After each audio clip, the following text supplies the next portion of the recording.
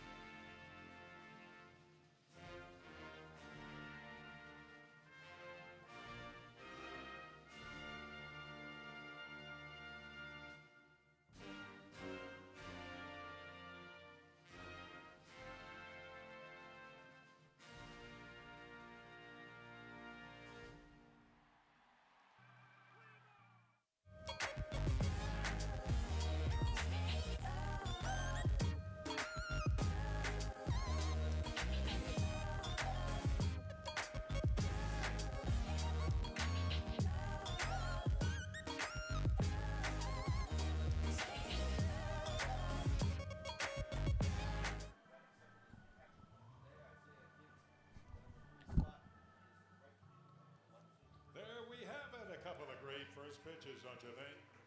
Our thanks to tonight's game sponsors, iSmile Vision and Dental, and Michael Schaefer and Associates, Ameriprise Financial Services in Hayes. Ladies and gentlemen, please welcome your umpires for tonight's game. On the bases is Jeff Keith, and behind the plate is Hunter Fitzpatrick. Hello and welcome to Larks Park. I'm Caden Sanders alongside Nick Helgett and Ace Newberger, trying to do something new. Do national anthem along with joining our PA announcer Ken Winholtz. But the Larks coming into today's game, 26-6 on the year, losing their last game because of a rainout and just wanting to get done with the Liberal BJs. But they come into today's match 19-2 at home, 9-4 on the road. They welcome the Gearing Pioneers, who are 26-10, running mostly an RMBL schedule with a couple here and there, along with a lot of North Platte games. North Platte and Gearing trying to get into the RMBL, and league sources that I've talked to say that they might be entered into the RMBL next year. But on the road, they are 4-2. So we will see what the Gearing Pioneers have for us. It's been a month and a half since the Larks traveled up to Gearing in North Platte to take on the Plainsmen and Pioneers. When they did play, the Larks only had 15 to 16 guys. Going to delay a bunt is James Lehman, and that's going to be a fair ball, and that'll be a single led off by the third baseman by Tyler LaRue. First pitch just after 7 o'clock, 7:02. The temperature set, or 80 degrees, sorry. And a wind blowing 6 miles an hour from the west. But Preston Tabor going to get the start. Defensively for the Larks is going to be Garrett Gruhl in left, Trent Baker in center, and Damian Ruiz in right. Corner infielders is Tyler LaRue and Sicoli at first. First pitch to the new batter, and Garrett Fisher out of Northern Colorado, and the catcher tonight for the Pioneers. Finishing off the defensive alignment, Benavidez at short, Garcia at second. A swing and a miss as Peyton Ebbing catches the off-speed by Tabor.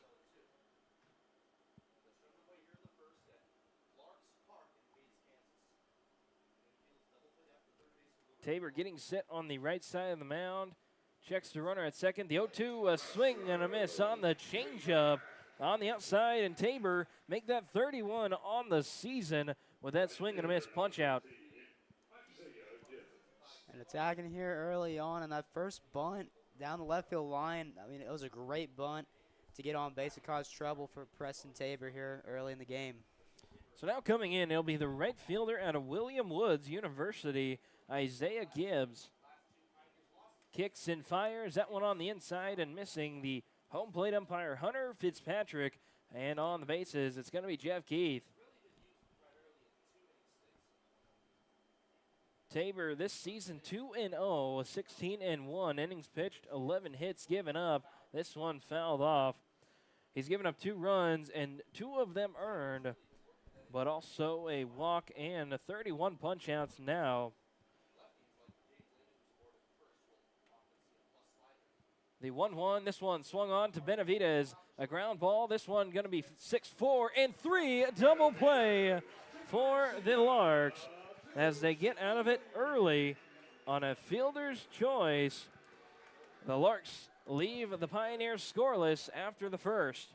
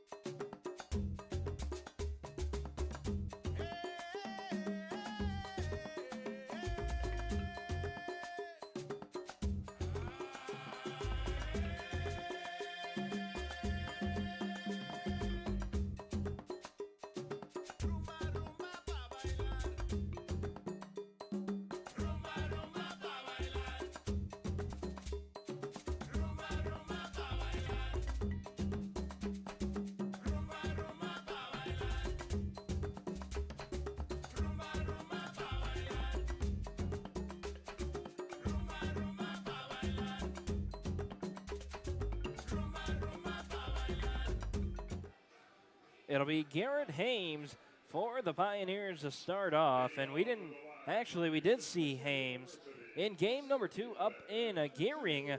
He pitched 1 1/3, gave up 3 hits, a run, an error, and a strikeout. Since then, his season, 18 1/3 innings, 16 hits, 9 runs, 5 of them earned, 14 walks, and 21 punch-outs. But this is 2 different teams. The Larks only having 15 or so guys when they went up to Gearing, and now kind of facing the same situation but different personnel. Yeah, I mean, this time they have a lot more injuries to deal with, and I think they're still stronger as a whole than they were when they saw them the first time. So we'll have to see how they attack them early on. Inside and a ground ball to the third baseman and Schneider, and a throw over to Asensio in time to catch Trenton Baker. But now coming in, it's Cash Benavidez. Cash was not a part of the team when the Larks played the Pioneers, but in the last series, he was 4 of 13, 4 singles, 5 runs scored, and 2 RBIs against the Liberal BJs, especially getting the RMBL title as soon as we have, as the Liberal BJs and the Dodge City Athletics canceled, and the Liberal BJs had to win outright or win all their games left. And with that being canceled, the Larks are going to be outright RMBL winners this season. Last year they tied the BJs for champions, but being hit is Cash Benavidez, and he'll get on first. And Damian Ruiz, another freshman from Houston Christian. The Three Musketeers is what I should call them. And this one on the inside, almost clipping Ruiz as The Pioneers shifting to the left side of the field where Damian is standing in, but then also Tyler LaRue. Also the 4-hole spot. Tyler, knowing this from his host family and PA announcer Ken Winholtz, he hits the home run. He ties, or he doesn't tie. He gets 3rd home runs in a season, but 5 away from claiming the title of home runs in a season. So we'll keep an eye on that here in the next week and a half, as I will not be following the team to the NBC.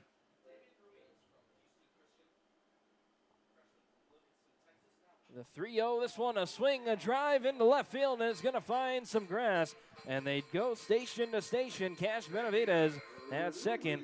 Damian Ruiz at first. And here comes the beverage batter, Tyler LaRue.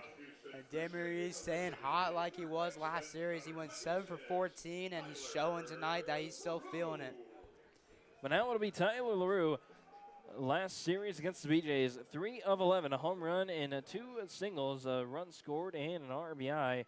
But up in Gearing, it was a 1-5 attempt in 2 nights, a run scored and a strikeout.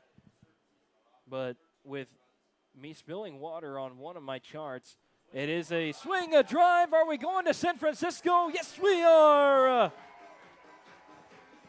Tyler LaRue standing at 3rd in the all-time home runs in a season. Tyler LaRue is now in 3rd place all-time on the Larks single-season home run list. And a big accomplishment for Tyler LaRue, and we still got a week or 2 of baseball left, as we can see if he can continue to make history. As he hugs Keith Harper, and being a part of this program, as long as Tyler has, it's good to see him get on some record of some sort. Yeah, especially with him giving his loyalty to the Larks over his last 2 years. I mean, it's been incredible watching him grow as a player and perform.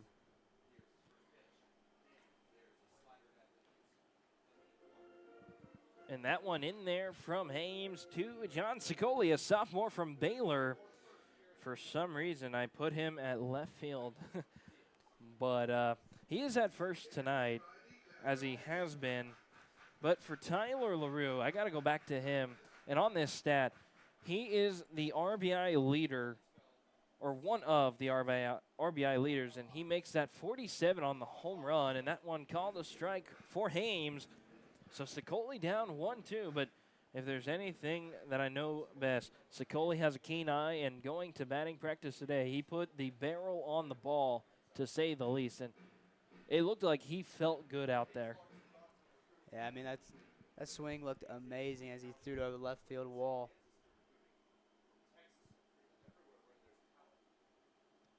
I guess that scores cash as well, so I guess add another one. So that's 48, almost 50. 49, actually, a 3-run home run. No, RBI. Because don't you, oh, so it's all 3. Yeah, so he has 49. Okay, so he has 49. My bad. Count himself in the 2 runners. The 3-2, this one swung on. This is going to be a pop fly or a flying ball to McCollum. And that will be the second out for the Larks. Sicoli getting good wood on it. I mean, coming off the last series, I mean, see him stay hot and see him make great contact like that throughout the game. Some will be able to fall. So now it would be Garrett Grohl, and I gave Carson Trail, my partner from Stanford, some kind of game notes, if you will. And the funny thing about it is that 4, 5, and 6, they are the power bats, but they are the entire almost offense. And I got to pull it up to give you the full stats between all 3 of them because it's insane. The 1-0, this one, a swing, a drive. This is going to be a dive by Lehman, the shortstop, and that's going to be through the glove for Garrett Grohl.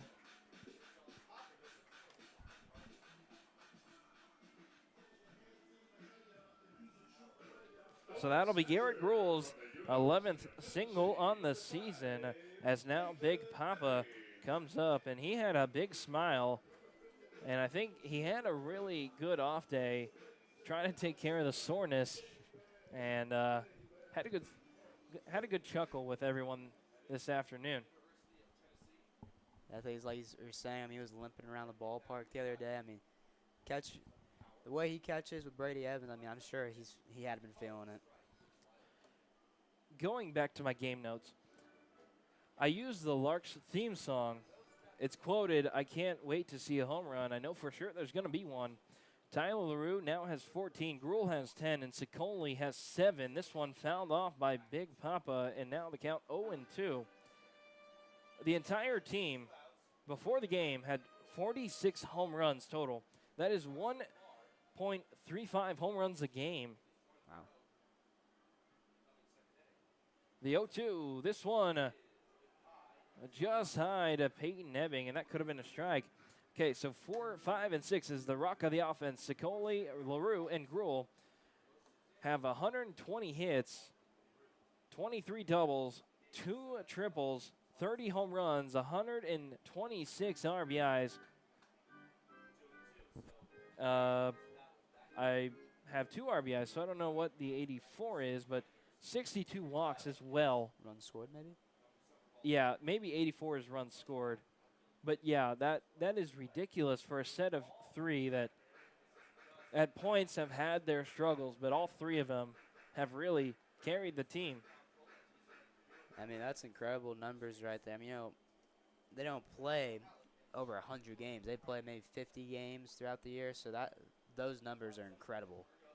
This one fouled off by Peyton Ebbing, and really battling here is Peyton, and he makes the count 3-2, and talking to Carson Trail, the contact for the Pioneers as well as their play-by-play, said that they lost a couple arms, having injuries throughout the team, kind of wheeling and dealing and trying to get through the season. This one on the outside, and Peyton Ebbing's going to walk. And also almost stealing was Garrett Grohl, but a light walk because of the 2-out situation. So if it would have been a punch-out, could have just turned the Jets to the dugout of the Larks. But Peyton Ebbing going to get a walk here and get on the base paths. But now it'll be Luis Garcia and Cam Walton coming in for pinch running. Luis Garcia last series kind of took a step back, going 0 for 9. Got walked and came around to score a little bit, but kind of took a step back against the little BJs. Yeah, he scored 2 runs, and he really actually, in gearing, I have these stats just because I stayed up all night to do these. 3 of 7 with a run scored, and I know that those aren't great stats to have because my water when I was up in gearing spilled on my paper and ink pen work, so couldn't really read them by the time I tried to last night. The 1-1 by Hames. This one up high and getting out of the crouch is Fisher.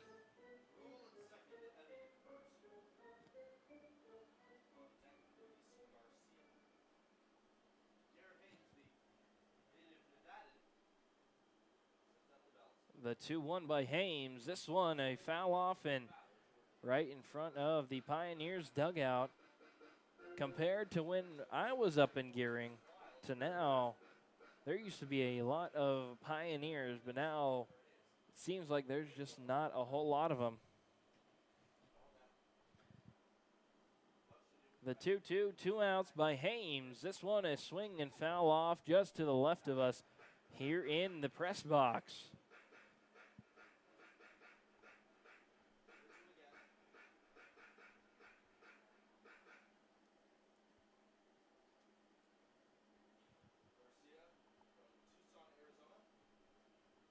The 2-2, 2 outs. This one a ground ball to the first baseman in Asensio will end it on a ground down by Luis Garcia, but not before the Larks claim a 3. The Larks leading 3-0 here at Larks Park over the Pine.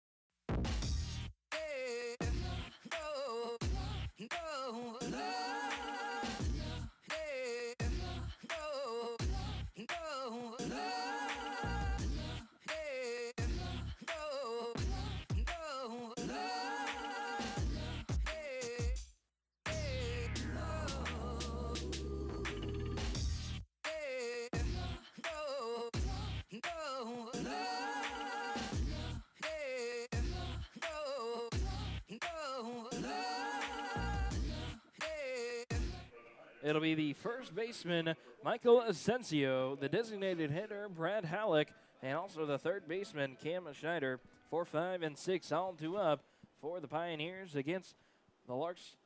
One of the Larks' best. Fastball on the outside, beating Asensio.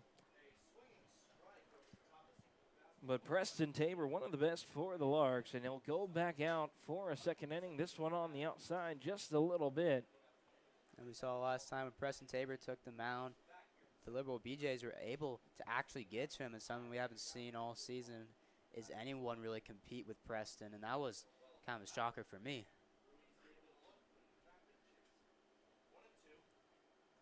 Tabor kicks and fires. That one on the outside and missing. And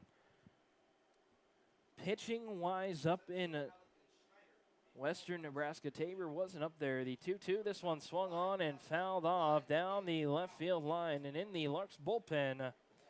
But up in Western Nebraska, 13 innings pitched, 14 hits, 6 runs of 15 earned, 10 walks and 24 strikeouts. This one a high pop-up. Luis Garcia gonna go after it, and he'll shade to his right late, but he'll make the grab anyway for the first out here in the top of the second.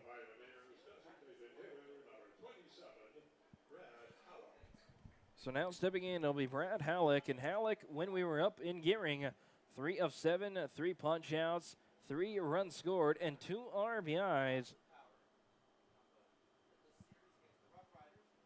This one just a little low, but Tabor getting the call. In the 2 games that the Pioneers and Larks had up in Gearing, there has been 7 guys in 2 games, but there's been a lot more, especially in later half of the game, substitutions and all this and that. But a swing, a drive, and that'll be up the middle for Brad Halleck.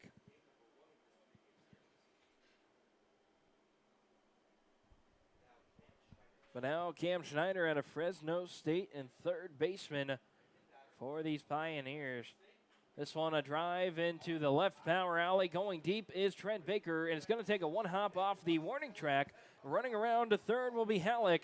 And a cutting off and the throw home, not in time, and the throw will go wild, and that will get Schneider.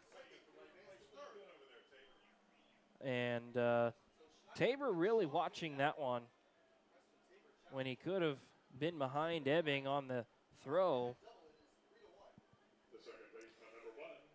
Yeah, and kind of an unnecessary throw right there to home. I mean, that's all I did was advance the runner from second to third and causing the Pioneers to get a little bit closer to tying this game. So the Pioneers going to score here in the top of the second after the Larks score 3 in the first.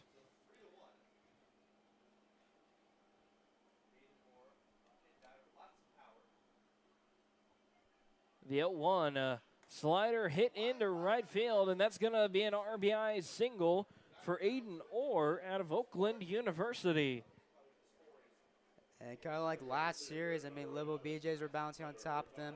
We're seeing the Pioneers get to him early. We're starting to see some good teams now towards the end of the season, and our best pitchers are starting to see what real competition is like in the batter's box. But now it'll be Hunter McCullum, a center fielder from Western Nebraska Community College, actually in Scottsbluff. So right there, if you don't know Western Nebraska geography, especially Scottsbluff and Gearing, they're pretty much like, how do I want to put this? If Ellis and Hayes were put together within, I'd say 2 miles, 3 miles of each other. The 1-1, this one fouled off and to the right for McCollum. Talking about these Pioneers, gathering some stats. They have scored 10 or more runs in 13 different games. This one going to be a center field fly to Baker, and that'll be the second out of the inning as McCollum sat down. We're seeing them get some solid contact off Preston Tabor right now. I mean, curious to see how he makes the adjustment. I mean, he's kind of throwing it over the heart of the plate, so making it easier for the right-handed hitters to just launch him.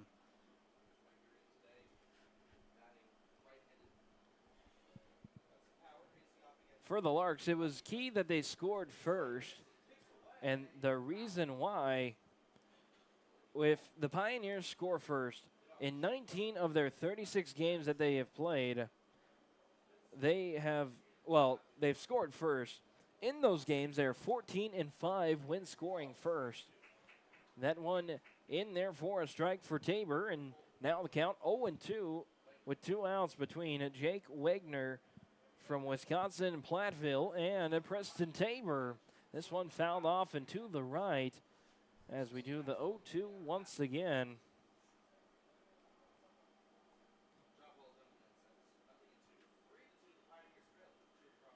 The 0-2 by Tabor. Slider just not enough. As that one on the outside. So count 1-2 between Jake Wegner and Preston Tabor. Tabor kicks and fires. That one on the outside and missing. So now 2-2 on the scoreboard.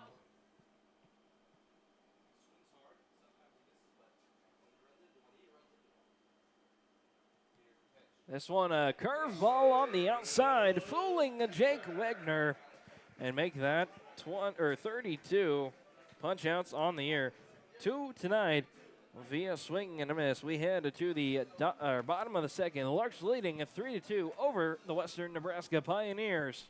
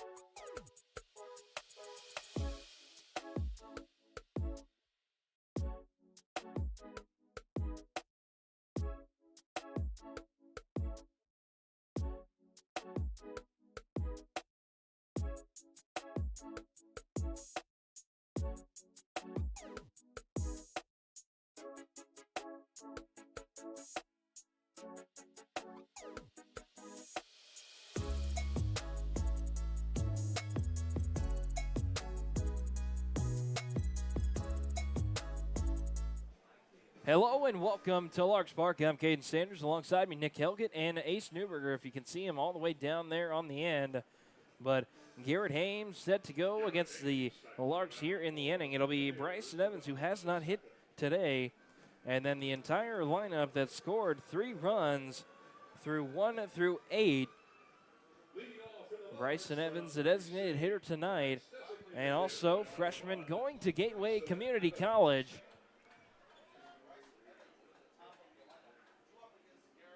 Recently told me that he was going to transfer this one a slider or off speed. One of the breaking ball, if there's not a lot of break into it, it's kind of hard between slider and curveball at this level to figure out what's what.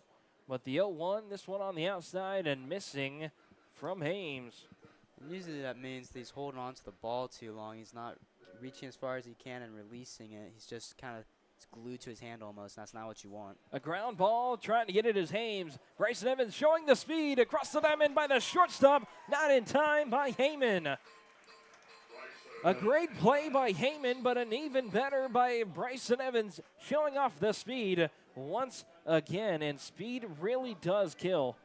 It does, getting his 24th hit on the season. I mean, that's just a hard ground ball to field right there for the shortstop. But with Evans' speed and then how slow he's rolling, and he gets on base to start off this inning. Speaking of speed kills, got to mention this. Hungry Larks is what I called this part. In 34 games, the Larks have stolen 120 stolen bases. That is 3.5 per game. This one, a fly ball into right field. Going after it is Asensio, a dive, and he makes the grab. Wow, a basket catch, and he'll make it in foul territory over the shoulder. That was not an easy play.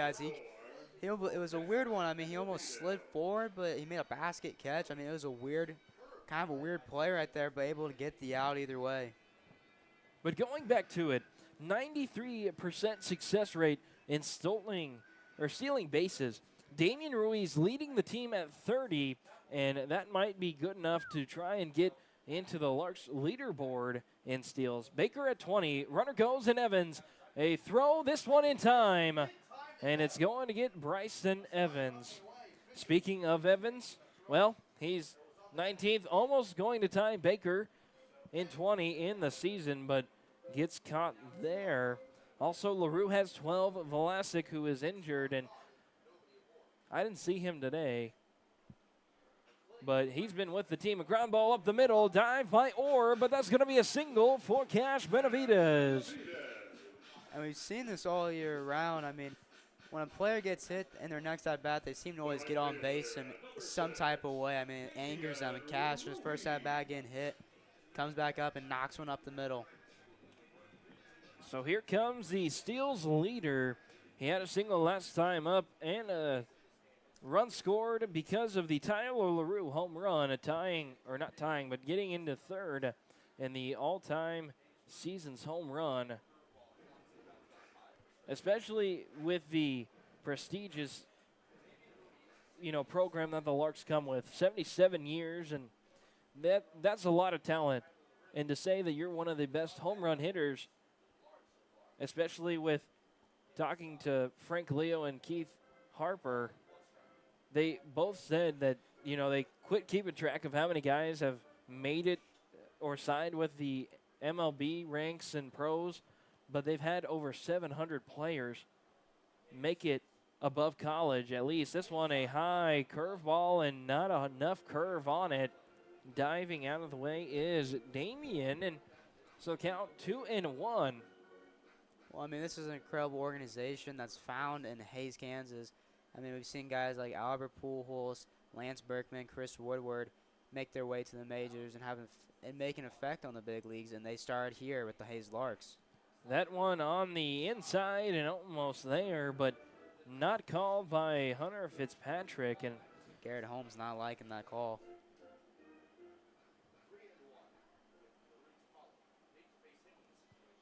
Checking the runner at first is Hames against Benavides. This one, a drive to the shortstop and Lehman. He's going to fire to the first baseman, Asensio. A good dive, or stretch, excuse me. But it'll get the Damian Ruiz out at first. The Larks are scoreless here in the second, but still leading the Pioneers 3-2 here at Larks Park.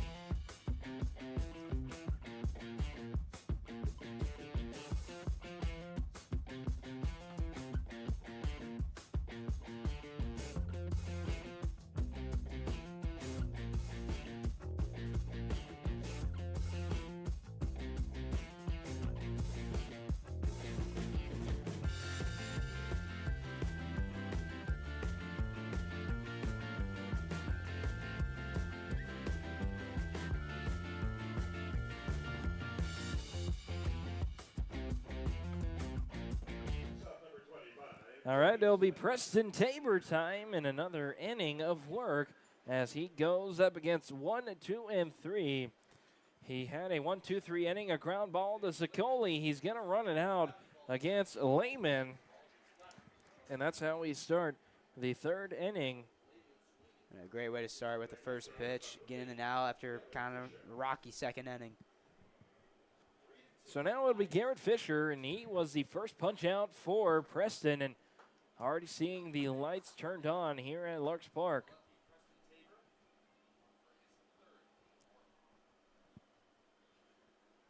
Seems as if the wind's just kind of died on us.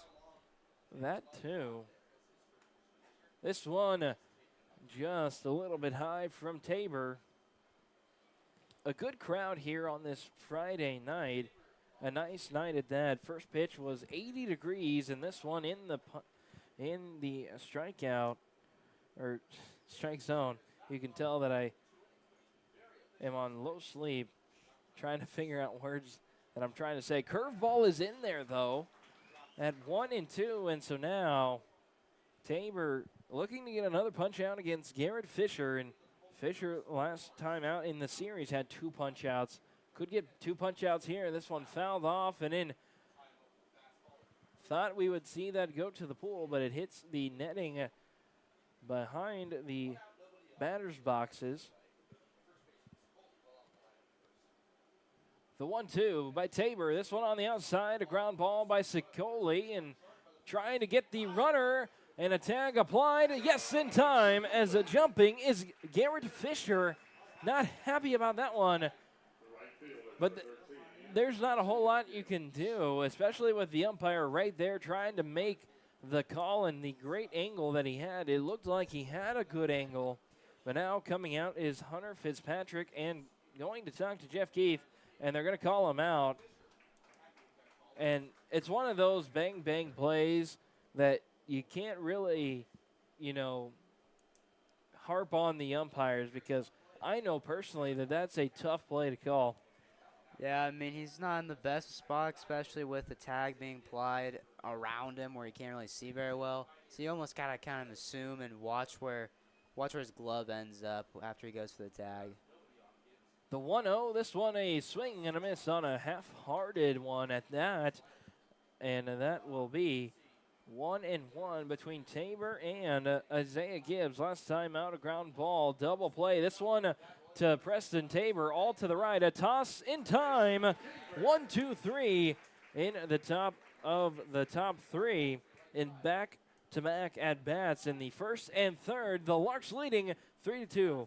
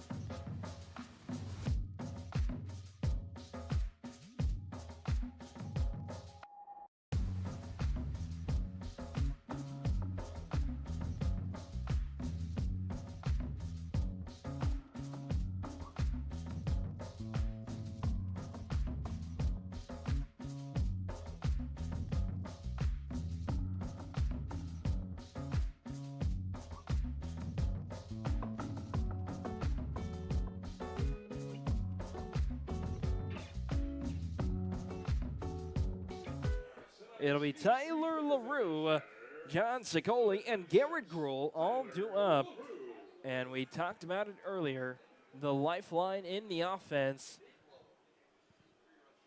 And in the season, this one a slider just missing up high to the third all-time in a season home runs in Tyler LaRue. I knew that Tyler would come close to it. I didn't think that he would get up there. And now the 1-1 or 1-0, this one fouled off and over the press box and to the right.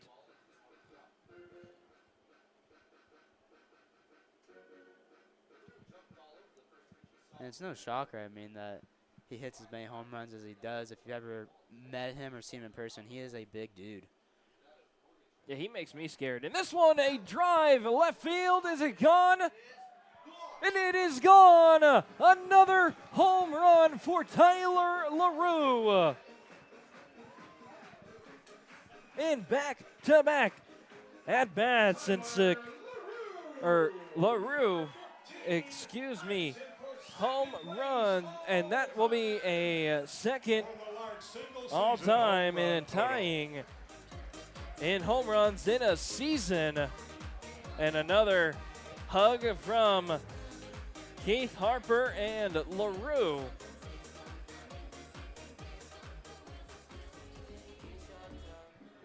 And our PA announcer must be inspiring him after every time he announces his new milestone. Well, Ken is actually his home, like his host family. His host family, so. That's pretty awesome. Wow. That one a liner into the Pioneers bullpen, and now the count 0-1 between Hames and John Sicoli.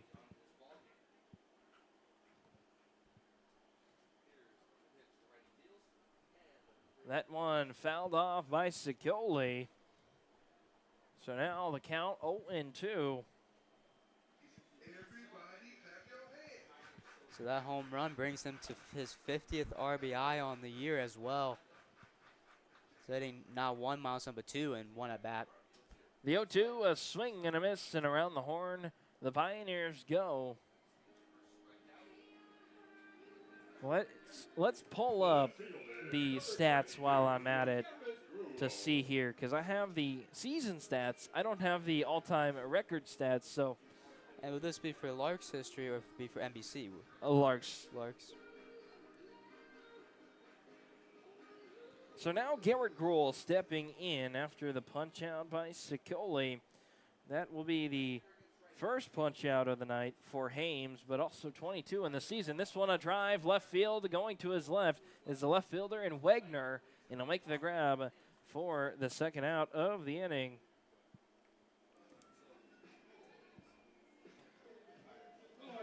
And now Big Papa coming in.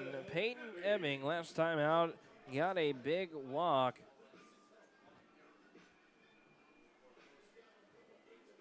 And, going back on Tyler LaRue's home run, I mean, that ball was a line drive. I mean, off the bat, I was thinking double, and it just hanged up in the air for a home run. This one a fly ball center field, and that will be it for the Larks in the inning. LaRue tying the second all-time in home runs in a season by a Lark. But we head to the top of the fourth. Larks leading 4-2.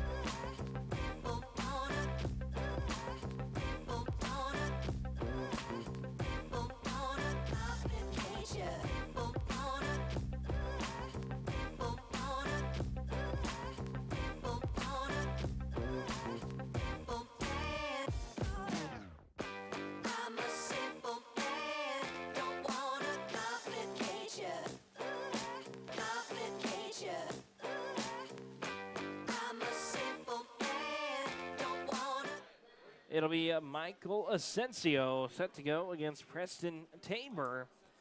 First pitch, a swing and a drive. That one going into the Larks dugout, but a fence there. Preston Tabor last inning sitting down the top 3 guys again as he swung on and missed. Now he's getting into the heart of the offense. Michael Asensio, Brad Halleck, and Cam Schneider. But a swing and a miss. This one a little low. Good block by Peyton Ebbing, and the count 1-2. I mean, this was the part of the order that did damage last time around in the second inning. This one just a little bit low, and so now 2-2 between Tabor and also Asensio. This one in there, and this one fired down the left field line, and this one hops over the wall and goes into the Larks bullpen extended.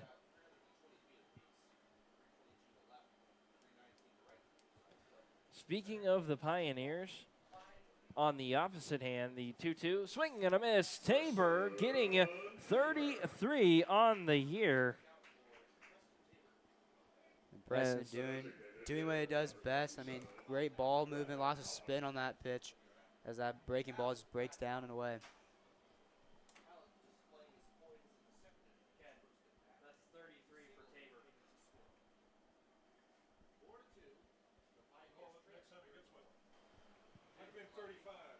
That one a swing and a miss. Nick trying to figure out how to run the board here. Sorry if I was a little loud, but I think we got it figured out. The 0-1 from Tabor. This one on the inside and missing, and that one evens the count at 1 apiece. And now that I have all the stats in the world, Larks program, this one fouled off and behind Ebbing, and now the count 1-2. So I have the Larks all-time stats, the game notes I created, and the game notes I created for the Pioneers. For myself, the 1-2 up high and missing from Tabor as he throws a fastball, trying to blow it by Brad Halleck. That one right in there, strike 3, looking for Preston Tabor. That is 34 punch-outs on the season. And a big strikeout there. I mean, that guy got a single on his last at bat, coming around to score. Brad Halkel. I mean, that's two big outs right there. The 4-5 hitter.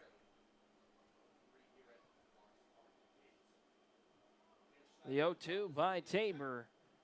That one just inside and maybe just a little bit low also, but the sun is shining now right in the defense. Tabor, LaRue, and Benavides, and even Gruel. And this one a power alley hit for Cam Schneider as Baker throws it back in, but a single nevertheless. And that will be 5 hits for the Pioneers tonight, and they've scored 2, but one of them being an error as well. This one bounces into the turf, throw down to second, couldn't be in time because of how far it bounced away from Ebbing. But Schneider getting in there and stealing second. And we saw Cam Schneider taking advantage of the breaking ball, curveball. That just fell right over the heart of the play and taking it to left field. Getting on base, bringing the tying run up to the batter's box. That one down the middle, half-hearted swing by Aiden Orr, who's going to go to Oakland University. When I did my research, Aiden Orr just graduated high school when we first played them. But going to Oakland, there's only 4 players on the Pioneers that are actually D1.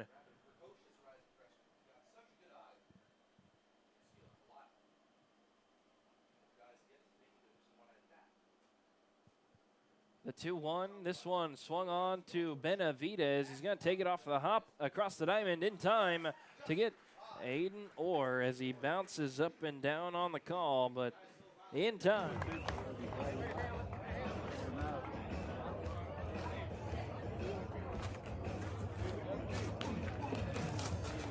thanks to our real masters, Jerry Stahl and Corey Work, who make everything so good. You can get Larks burgers, cheeseburgers, hot dogs, and meats, brats, all at the Larks concession stand. And when it's time for your break, be sure to check it out at the Larks concession stand. Hey. Louie, you want?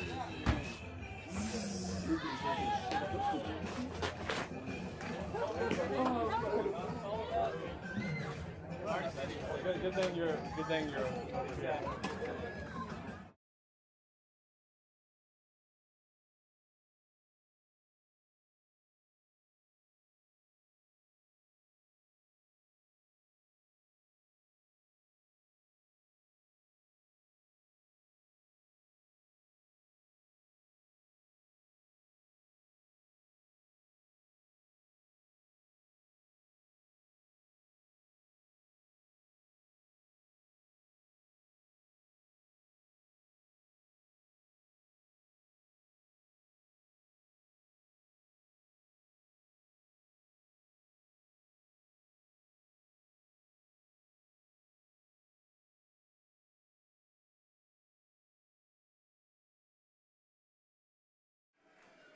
It'll be Luis Garcia, Bryson Evans, and Trent Baker all due up here in the bottom of the fourth.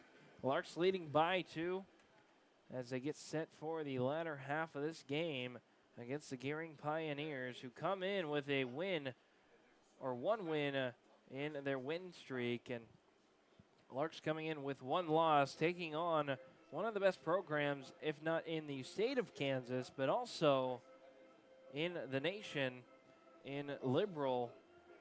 They split here in Hayes with the 4 games in 2 days, as that was hectic, and glad that was over. The 0-1, this one on the outside. Good frame, though.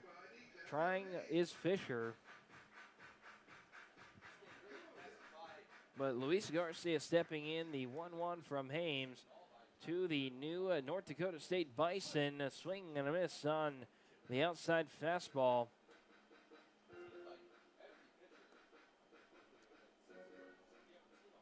Luis Garcia in his last at bat, grounding out to the first baseman. The 1-2 by Hames. This one just a bit up high.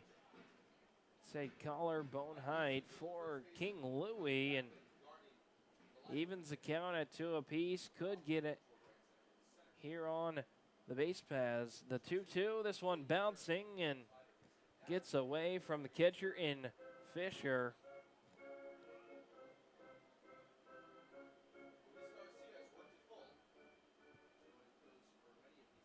Hames coming set, kicks and fires on the 3-2, and it'll be a walk for King Louie, who gets on for the first time tonight. Yeah, bouncing back there when he was down the count, able to work out a walk, make the pitcher work, and get his pitch count up. And a real speed demon on the bases. Garcia having 9 on the year. Thought it'd be a lot higher personally, but after going through the stats on Game Changer, that is what Louie had. Apparently a spider that has wings in the press box tonight. A fly ball into left field. Going to his left is Wegner. He'll make the grab, and that will be the first out as Bryson Evans sat down on the fly out. And that brings us to the top of the order with Trent Baker. Let's see if he can kind of regroup as, I mean, after the first game of the series, yes, last series against the BJs, kind of he slowed down. I mean, ever since that first game, hasn't really been the same Trent Baker. Let's see if he can cause some hectic on the base path. The first pitch by Hames, as it looks like the middle infield kind of pinched, but also shifting to the left a little bit, if you will. Third baseman covering the baseline, but also covering the middle. A throw over to first to check on Luis Garcia. Not in time by Garrett Hames. The 1-0, this one on the outside and missing. Wanting to throw the back door pickoff is Fisher, but thought better of it, and now the count 2-1 between Haynes and Trent Baker. Trent having a good batting round this morning, or not this morning, this afternoon. See what he can do here. A swing, a drive. Is this gone? No, it is not, but it's in front of the taco shop sign. Making the grab is Wagner on the jump. And gained some good wood on it, but fortunately could not throw it over the left fielder's head, Jake Wagner.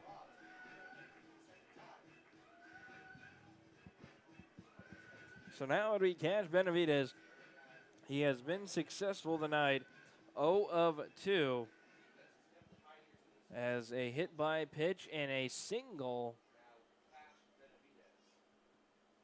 Now sliding over to the left is the Pioneers. A swing, a drive, and missing is that one on the outside. Cash really wanting to take it to the left side, so I don't blame the Pioneers for setting up on the left side of the infield.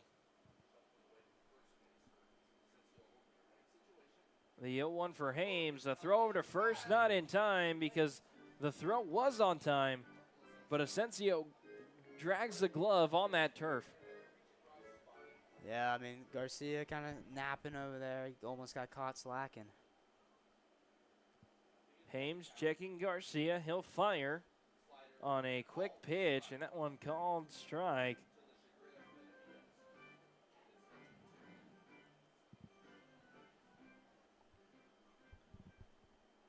So Benavidez getting back into the box. Garcia, a throw over to first and a good pickoff as almost got away from Asensio, but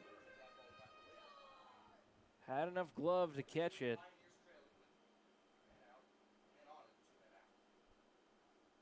The 0-2 from Hames. This one fouled off and curveball that was high, and if it were to drop, would be paying for it. And good swing by Benavidez.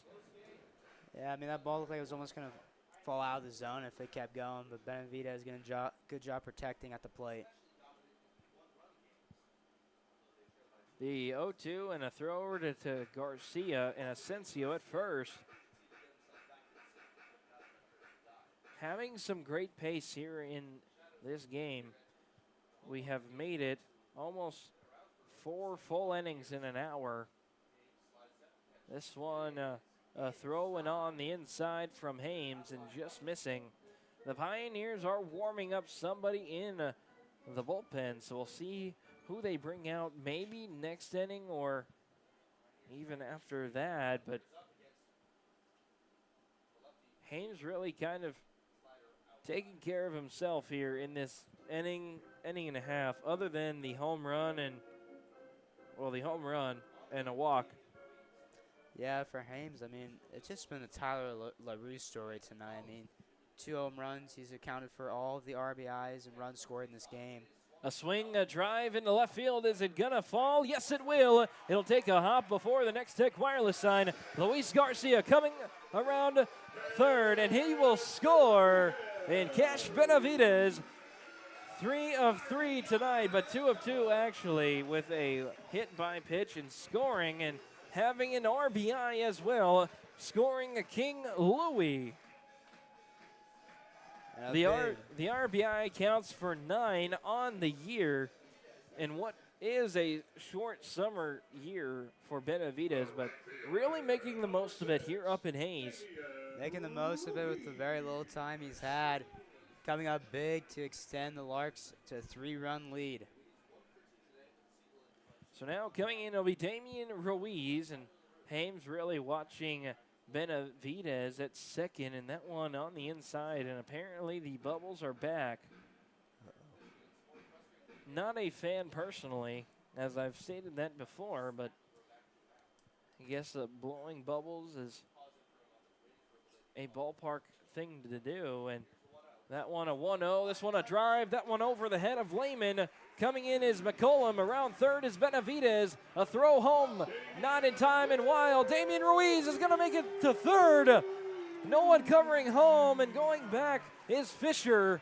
That'll be statted as a double with an error getting a Damian to third. but also an RBI for the speedster. Yeah, Damian Reed staying hot like he did last series. Already got 2 knocks on the day. Driving in Cash Benavidez. It's now a 6-2 ball game. And now a mound meeting for the Pioneers as they trail 6-2 here at Larks Park.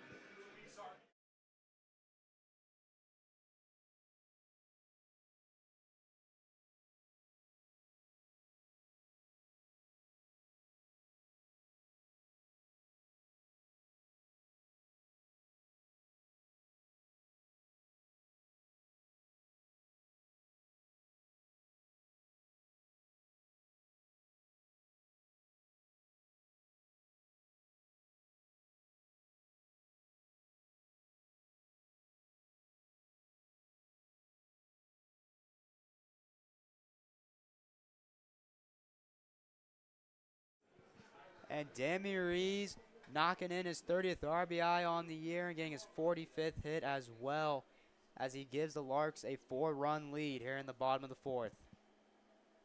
You know what time it is? LaRue time. It is LaRue time. I was going to say also half-price beer time as well because, well, we're successful 2 for 2 tonight in Tyler LaRue cashing in.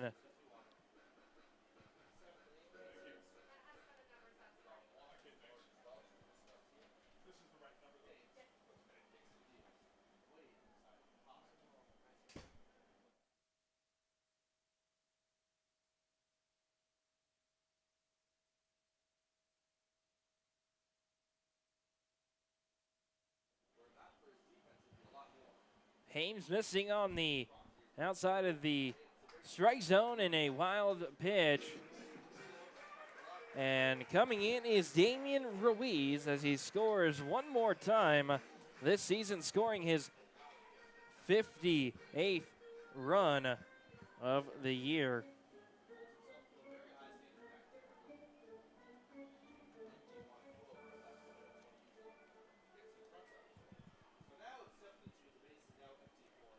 The 2-0 by Hames. This one up high and yes, ball 4, so he missed something. But nevertheless, getting on is Tyler LaRue, but no success for half-price beer in this inning. Well, you can't blame the Pioneers on that. I mean, when you go back-to-back home runs your first 2 play appearances in this series, you're probably going to be pitching very carefully to him for the rest.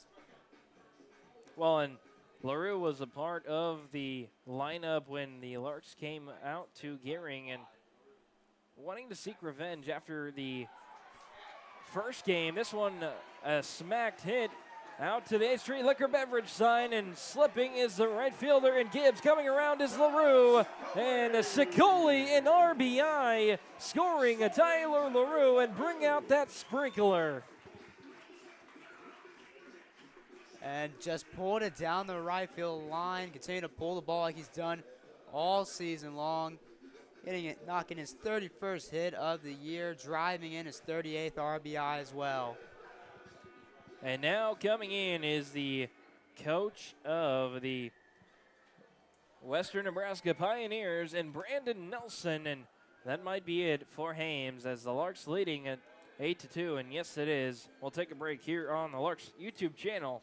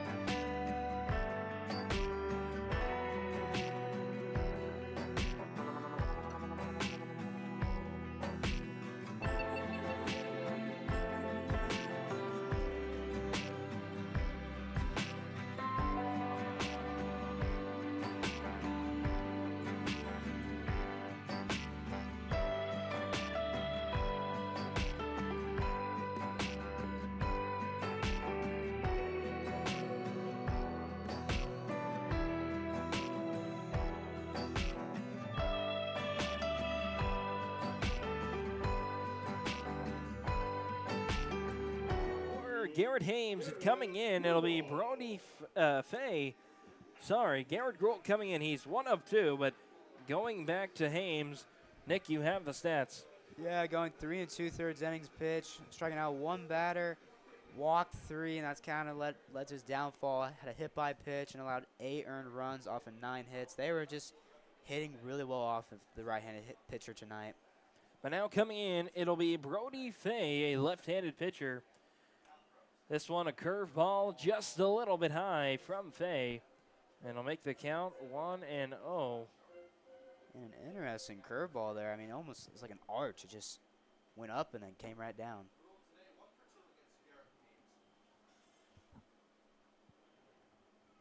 The 1-2, this one on the outside and over the river. And it looks like Fay, not speculating here, but he just looks like a recently graduated high schooler, if not freshman that hasn't bulked up yet.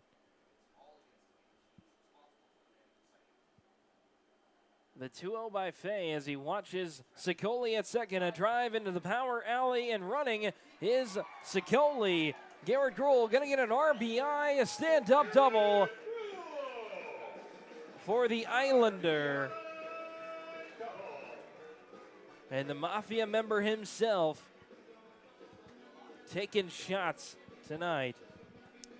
Yeah, and after that RBI double, that changes Hames' earned runs tonight to 9 as he left that runner on second base when he left the ball game. So I mean, they are just hitting so well tonight. Garrett Grohl knocking his second hit of the night. So now coming in, it'll be Big Papa, a.k.a. Peyton Ebbing. I should switch that around. But anyway, every time I see Peyton, I just call him Big Papa anymore. There's actually a good story on why. This one, a swing, a drive to the shortstop in Lehman, and that's across the diamond. That'll be the second out, so I don't know what Garrett Grohl was doing at second, but that will end it. The Larks do score 1, 2, 3, 4, and they make it a 9-2 lead as we head to the 5th inning here at Larks Park.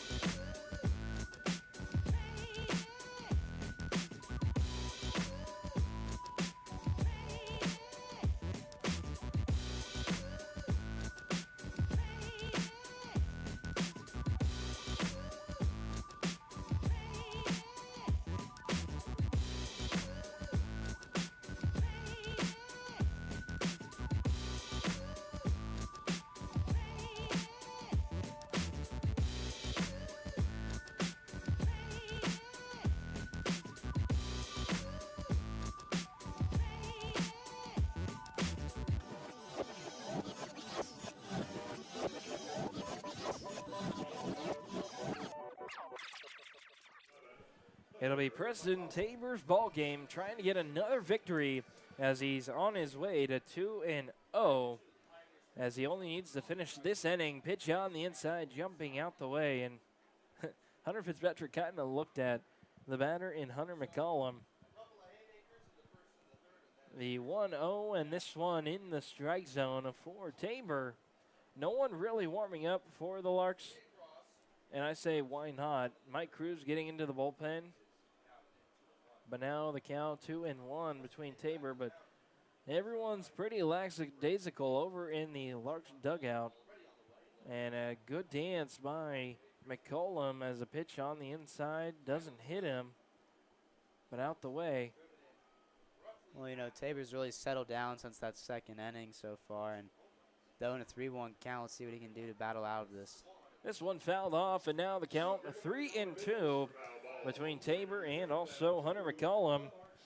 Western and Nebraska Community College, I talked about him earlier, out of the Scottsbluff area. This one on the outside, and this one going to be a walk. I think the first, and it is it's second walk. Don't know where I messed up at, but second walk of the day for Tabor, as he only has 3 in my stat sheet. This one a drive, the power alley of left field. Baker going after it, and he'll make the grab in a transition. And got a good one on it, just right to the center fielder. Or, I mean, not right to him, but the speed of Trent Baker made it look so easy. Just kind of jogged over there and made the play. As that brings us to the top of the lineup. So now James Lehman, shortstop tonight, made a couple plays defensively, or trying to make plays at that. One of the two. The first pitch on the outside on the slider from Tabor. But James Lehman, a single, and then also a ground out. The 1-0, this one on the high side, and turning out the way is Lehman, but that wasn't on the inside part of the plate. That one off speed and missing low, and the count 2-1. Tabor needing to watch out for the runner at first. And Jake Wagner, a left fielder for the Pioneers. Tabor doesn't check, but a pitch just missing, and it's either outside or just a little high, one of the two. But the count now 3-1. Tabor threatening to walk 2 Pioneers and 3 at bats, and that one on the inside, and that'll be another walk. That's something we don't see very often at Preston Tabor. Is now a Lehman at first. Hunter McCollum out at second. But now coming in will be Garrett Fisher, the catcher, taking off all of his gear, getting ready for action here at home plate. Honestly, personally, I don't know why we don't let catchers just wear their gear all the time. I know it's a disability when it comes to trying to run and hitting, but it'd be kind of cool to see every, 1 through 9 be a catcher wearing his entire bodysuit, it feels like. Oh, wow, that'd be interesting. It would be interesting, and it would be a change-up from the game, but that one missing for Tabor, the 1-0. This one just a little outside, but called strike, I guess. You know a rule I think they should change to try to change the speed of the game a little bit? I mean, it wouldn't be a big difference. Is drop third strikes. If you strike out, you strike out, If you attempt to swing at it, I get that. That one lined into right field. That's going to be a single. Coming around will be the runner, McCollum, and that's going to be an RBI single on the backslide, if you will. Yeah, Garrett Fisher just poking that one in the right field, just perfectly in between Sicoli and Ruiz, and comes around to score with ease, even with the kind of an ugly slide. I don't know what happened. Looked like he kind of slipped on the turf, hit his head on the slide as well. I was going to say, it looked like he was on a water slide, getting into the water, like the big pool, and your body just completely turns. And that one on the outside, but call it a strike for Tabor. But you probably got to believe that Tabor's night is done after 5 at this point. Yeah, and, Tabor not really used to going this long in the games. He usually comes in. This one down the third base line, and that will be at least a single, but station to station for the Pioneers as Lehman scores. And Gibbs coming in and getting an RBI single. And it's worth noting, I mean, third time through the order for, his top 3 hitters. They all made adjustment, but all 3 of them getting on. I mean, they've seen Tabor enough to where they might feel comfortable to go back out there and just keep pounding it on them. Tabor checking the runner at second. He'll fire the back pick to first, not in time. Trying to get the runner in Isaiah Gibbs out at first with Sicoli.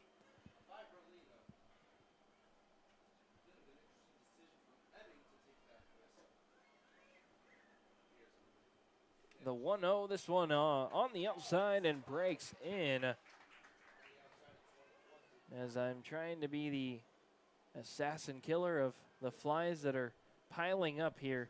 It used to be moths, and now it is the flies. This one foul and off the Larks dugout fence, and now the count 1-2 between Preston Tabor and Michael Asensio. The 1-2, a swing and a miss for Preston Tabor, and that's 35.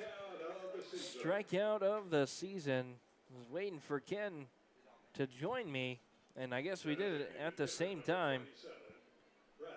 Make that the second out of the inning, and now coming in, it'll be Brad Halleck, a single and a strikeout looking. So a 1-of-2 effort tonight so far. Yeah, I mean, Preston Tabor sitting down the four-hitter is probably a really good accomplishment going into this lineup. Breaking ball, runner goes, a throw high to Tyler LaRue, and LaRue, one of the only guys in the infield that I trust jumping 1,000 feet in the air, and he'll come down and grab it. I trust him with everything. That is true.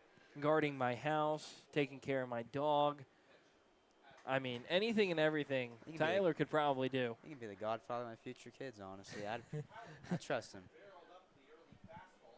The 1-1 from Tabor to Brad Halleck as Tabor kicks and fires. Curveball in there, but not calling is Hunter Fitzpatrick, and the fans not liking that one, and that was pretty close. Good ball placement there. It's just one of those weird ones for the umpire to call. I mean, it comes in just kind of funky and just one of those tough pitches to call.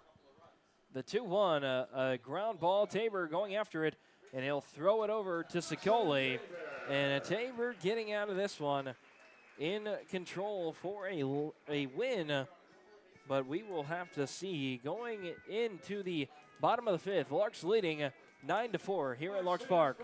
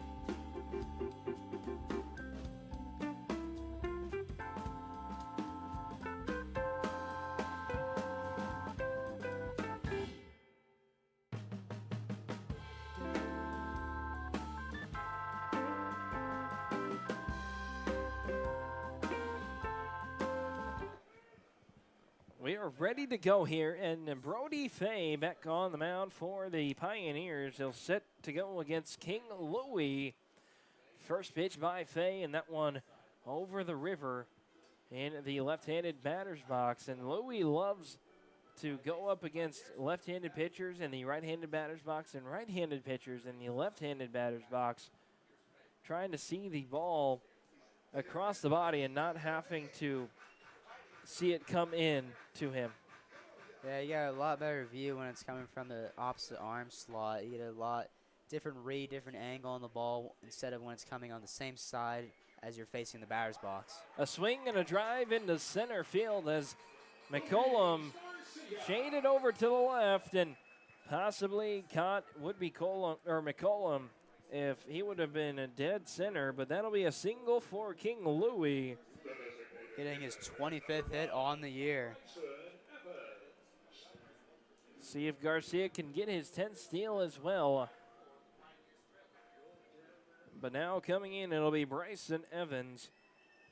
A single and a fly-out attempt, and McCollum shading over to the left once again.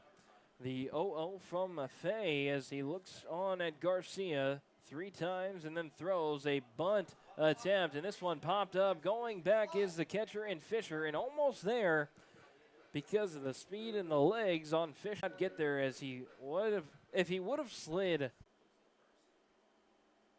The 1-2 by Fay as he checks the runner in Garcia. This one a swing and a miss on the outside pitch. I don't know if that was off speed or fastball, really, and but. It looked like a changeup from where I was sitting. But that'll be the first out, and Trent Baker 0 of 3 tonight.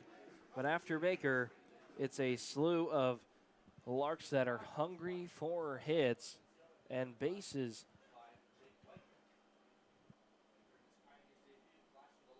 Kicks and fires, curveball in there, and that not a 12-6, but more of a 12-7 look, if not 12-8. More of an old school curveball, something you see back in the day as we're seeing in modern day baseball. The 0-1 from Fay as he looks on Garcia. Kicks and fires, that one on the outside, and getting out of the crouch is Fisher.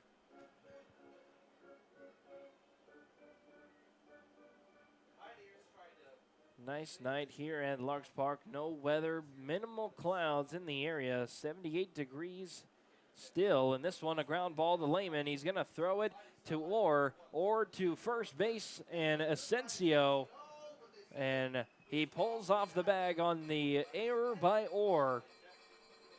But Fay pointing to the home plate umpire, and personally, there's no way he could have saw if he pulled off or not because he was down the line. Yeah, I'm curious to see how they go with this. I mean, they don't usually change the call unless somebody else has a clear view. And they're saying it out. Larks fans don't like that one, but personally, when you have a 5-run lead against these Pioneers, especially with the talent that we now have, I'm not really worried. And so now the Larks having to come out here in the top of the 6th inning, leading 6-4 here at Larks Park.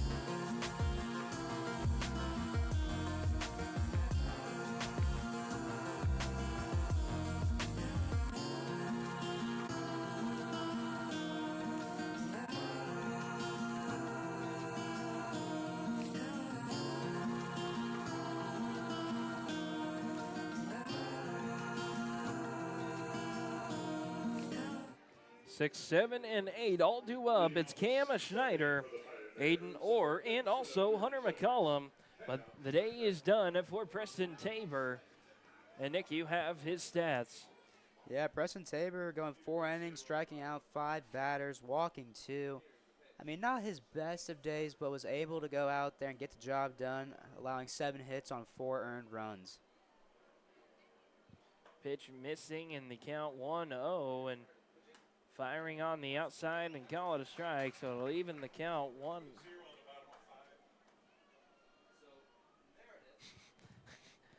Ken keeping up with Nick here and being my color guy and also the scoreboard operator kind of has his advantages and disadvantages. This one pop fly into the right side of the field. Coming in will be Ruiz.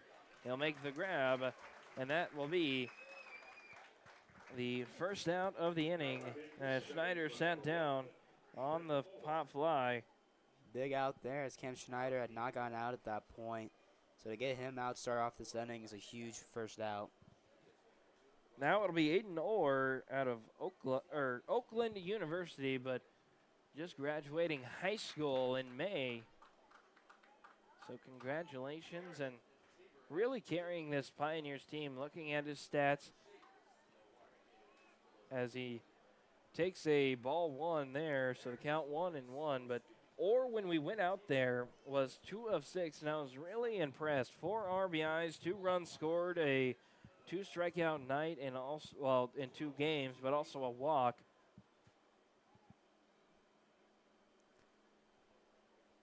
The 2-1 by Meredith, a swing and very foul on that one. And very early, really, for Aiden Orr, who stands in the left box and pulls it even more left. And that one fouled off and kind of in on the hands, and that'll be pulled straight back. So Meredith, the 2-2 between him and Aiden Orr, who is a 1 of 2. A swing, and this one fouled off. So we will stay 2-2.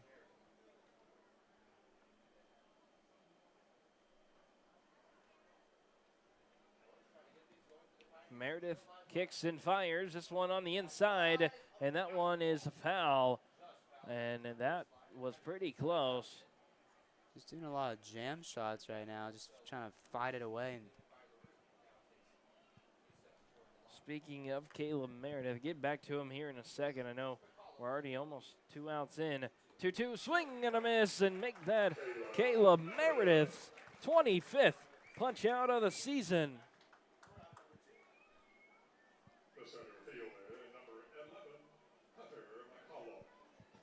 I really wish that me and Ken were on the same page here. He's at 25. There we go. As we got to keep Ken in the know as we're across the doorway here at Larks Park. A fastball on the outside to the new batter, who? Hunter McCollum. Speaking of Caleb Meredith, 20 and 2 innings, or 2/3 innings pitched. He has started in 2, but he's played in 16 games. He has 2 wins, no losses, giving up 28 hits, and that one a ground ball, and the coach trying to field it like the good old days and just missing. But the runs that he's given up, 19, 18 of them earned, 7 walks, 25 punch-outs on the night, and 2 hit by pitches. Caleb Meredith, swing and a miss for 26th strikeout of the season. 1-2-3 for Meredith. And the Larks going to the bottom of the 6th, leading at 9-4.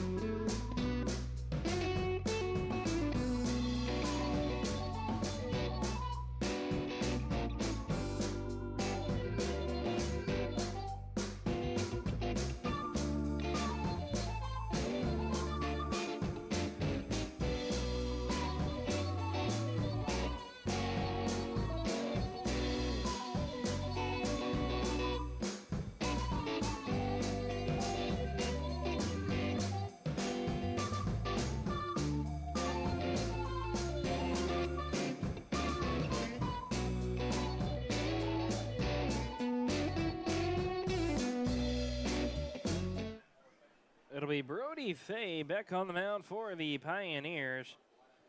And, well, I don't know what happened the end of the 5th because I never put it in my scorebook, but guess Cash Benavides. Had Trent Baker ground to that double play to Oh, end that's the right, inning. yeah. Cash on the outside fastball, letting it go by him. So Fay down on the count 2-0 to Cash Benavides. Benavides 2 of 2 tonight, a single, a double, and a run scored. This one popped up, straight up. Who is going to get it? Third baseman coming in, and that'll be Schneider's ball. And he'll make the play.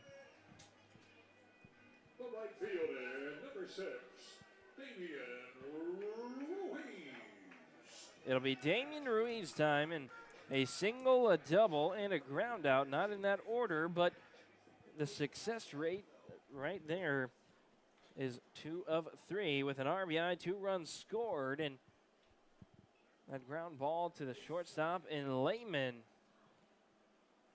First pitch by the Pioneers pitcher in Fay, and that one fouled off and almost down the third base line, hitting the bag in also Schneider in the area. So possibly a throw down to first in Asensio, but said it's foul.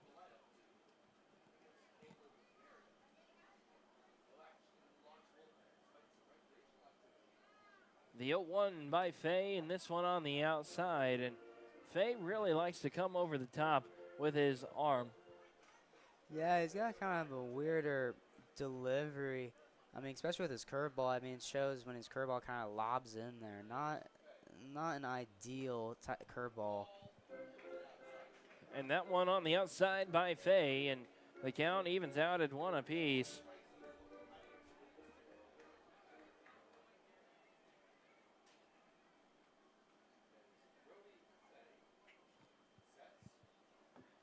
Fay kicks and fires. This one in there, but apparently missing, and thought it was a curveball in there, but wasn't called.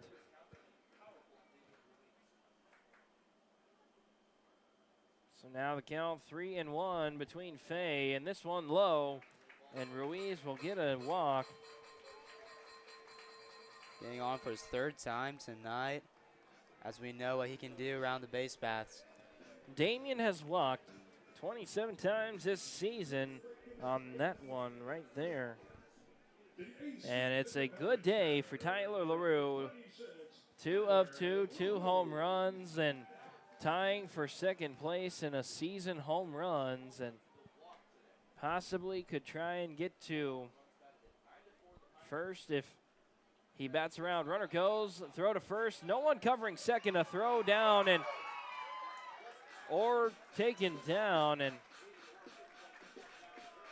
Damian stealing on the pickoff by Fay, and kind of did the crane. And personally, being a left-handed pitcher, if you hit the crane just right, you can do it well, but the problem is that your first baseman has to get out of the way of the baseline to throw it to the second baseman, so he has a clear lane of seeing the ball, and that's kind of just what happened right there. Yeah, a little kind of hard to communicate that all within that short of time frame. But Damian Ruiz now at 31 steals on the season, getting a big jump or at second. Fay delivers that one curveball, and that's on the outside, but call it a strike. The infield, outfield, all shading to the left, and I don't disagree with them. And the 2 home runs in left field, and Fay checking out the runner in Damian Ruiz. He'll fire, curveball on the outside, but that one also called a strike. Yeah, I mean, the outfield playing him very lefty heavy, but we've seen him before take that ball opposite field and throw it over the right field wall, so not always a pull hitter. The 0-2 by Fay. Really checking on Ruiz. This one a swing and a miss for LaRue, and really attacking that outside for LaRue. And Yeah, and a huge punch out there. I mean, you get the guy that's hit 2 home runs on the day, get him out once. I mean, that's considered success already. But now you got John Coley coming off that hot at bat, the RBI double. so now it'll be John Sicoli, a double and an RBI, a run scored. Strikeout swinging and a fly out to the center fielder in McCollum. First pitch by Fay on the outside, but that was on the plate. Some 50-50 balls tonight here in the strike zone.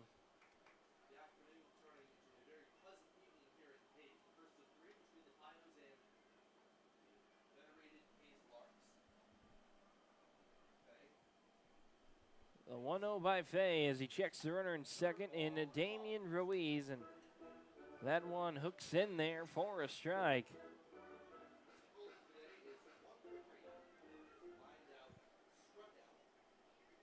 Sicoli wasn't in Gearing when we played the Pioneers, but last series, 4 of 12. The 1-1, this one up high and missing. You know, all 3 of those pitches right around the zone. I mean, he's not missing by much. No, Fay is not missing by much, and really trying to get the Larks to swing or get the umpire to call him. The 2-0, Damian runs, and that's going to be a steal. And make that another in the total for Ruiz. And how far away does that put Trent Baker from his teammate Damian Ruiz in steals now? Around 12, 13. Wow. Yeah, I don't know if Baker's going to get there. Nothing against Trent, but Man. when you're 12 behind and you got the end of the season on the line, Damian's going to turn it up. Well, I cannot wait for the NBC and watching him turn it up another notch. Yeah, it's going to be interesting to see, you know, what they can do. I mean, all players contribute in their own ways. I think you said it before. I mean, they all have some unique ability on the field, whether it's defense, whether it's in the batter's box, and then when it's pitching. I mean, some of these guys strike out a lot of guys. Other guys get ground balls. Other guys get flyouts. I mean, they all approach the game differently, and that's what makes this team so strong. Fay coming together. Damian Ruiz at third. Sicoli at first. A swing, a drive, and this is in the left power alley. Going back is McCollum, and we go to San Francisco once again. A big home run there for Garrett Gruhl. And that is 11. Garrett Gruhl! And it is. Number 11 on the season. Thank you, Ken, for doing my job for me, because now we have the XLR cable connected from our boards, but ride that pony, and there's no riding the pony anymore. It's just grab it and the celebration hat, as now we get to go back to baseball on the 3-run home run by Garrett Gruhl. And speaking of RBIs, Garrett Gruhl, and that 47 RBIs on the year. wow, 47. That one on the outside to Peyton Ebbing, and first pitch by Fay missing. I mean, how many home runs is that tonight? 3. We got.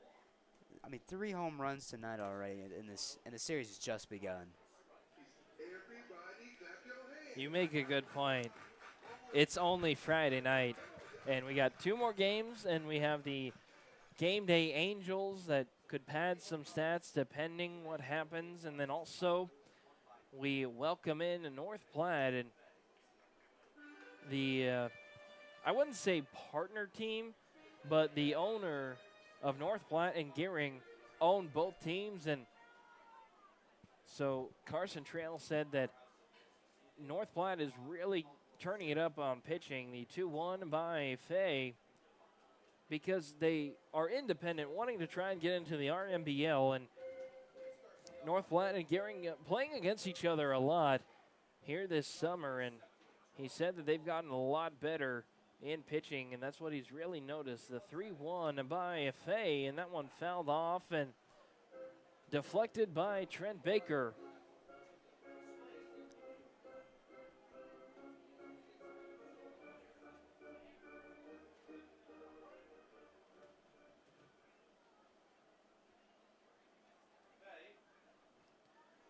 Fay coming set as he gets the call from Fisher.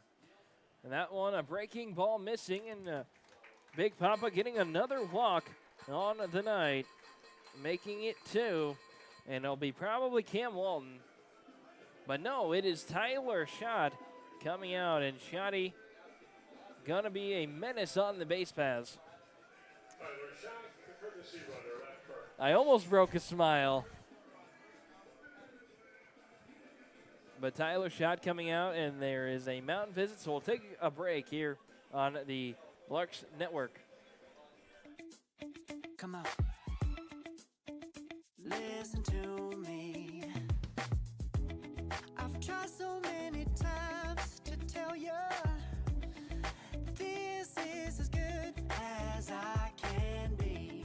Why isn't it enough to be faithful and also be the hit of the party? Let's just break it down to you and me uptown, dancing all around till the disco ball pops. But I have to be me, and everyone can see your anger is misplaced, and I'm gonna tell you, don't hate me 'cause I get attention. Don't turn me into what I'm not. I have to be me 24/7, and I ain't never gonna stop. No, no, no, no. No, no, no, no. Never gonna stop. No, no, no, no. Yeah, yeah, yeah, yeah. I ain't never gonna stop. No, no. Oh, I ain't never gonna stop. I ain't never gonna stop now, baby. Never gonna stop now, baby. Yeah, yeah, yeah. No, no, no, no. I ain't never gonna stop now, baby. Woo-hoo. Never gonna stop now, baby.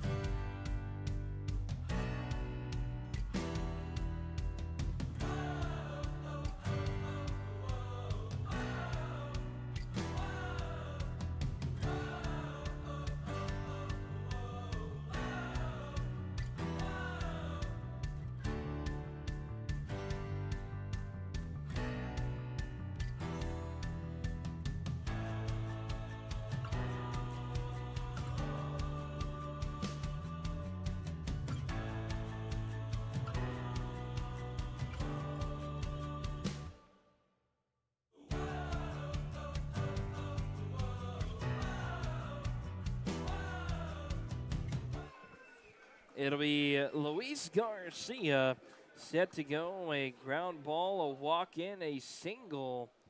So he's been on the base paths, looking to get on once again. The Larks needing 2 here in this half inning and keeping the Pioneers off the base paths and picking up another mercy rule run.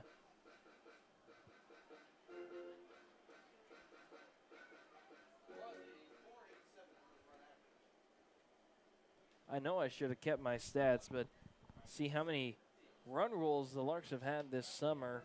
It would be a lot. It would be a lot. Most of the Colorado teams here. Who else? Dodge City a couple times. The 1-1 by Malazzi. This one fouled off.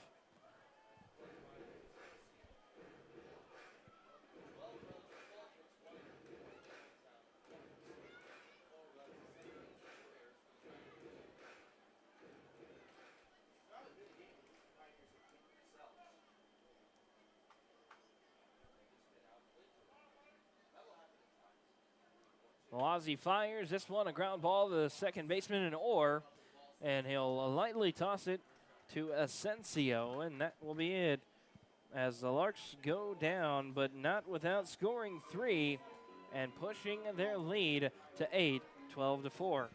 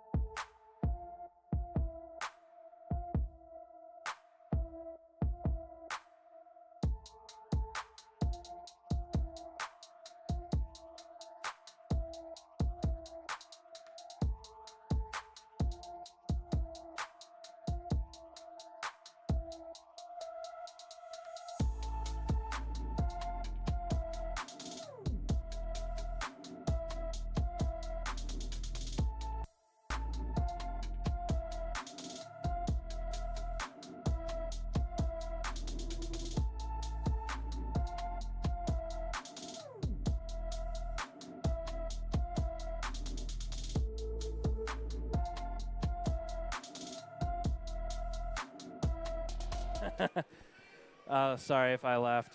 That was funny. Ace was already ready to go and then saw sponsors and freaked out. Caleb Meredith back on the mound, and that one on the outside. You want to tell me what you just said? Because that was a good story that you had. The Caleb Meredith one? Yeah. All right, well, so there's like some video games called MLB The Show, and I got on it one day, and I downloaded some rosters and everything, and in the college draft, and I drafted this guy named Caleb Meredith, who is currently pitching, and this was before the season. I had no idea who he was, and swung on a miss right there. Count was a 1-2. But looking back on it, I remember looking at it, and I just thought, huh, Caleb Meredith, that sounds so familiar. It's a left-handed pitcher out of Chattanooga State, and they're the same height. I mean, it's crazy. And a swing and a miss for Caleb Meredith as he gets 3 back-to-back-to-back punch-outs and make that 27.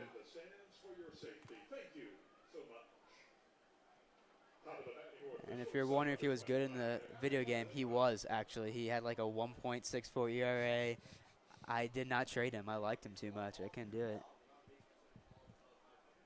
Now you make me antsy trying to go find some of the Larks players on these fantasy rosters. Meredith kicks and fires the 1-0. That one on the inside and call it a strike to James Lehman.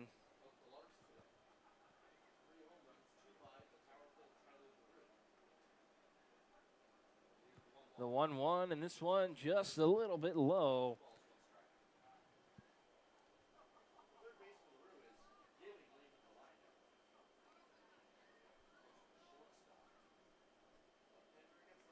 Top of the lineup tonight for Pioneers, not doing a whole lot of damage, but getting on base. They have in a few at-bats. Each of them are coming in for a single and one batter here, James Lehman with a walk. And Lehman thought it was a walk, and, well, personally, that was a 50-50, if not a walk. And so the 3-2, swing and a drive. This one to King Louie on his left and throws it over to Sicoli, and that'll be the second out of the inning for the Larks. Like I had mentioned, the Larks needing to score 2 in the bottom of the 7th and keeping the Pioneers from home plate to try and get another run roll here at Larks Park. And with the top of the order coming up, there's some possibilities of this game possibly getting over with early. Possibilities. The 1-0 by Meredith, and he'll fire this one on the outside and call it a strike. He evens the count 1-1. Larks kind of playing deep here, not letting the ground ball get behind them, and kind of a smart defensive move.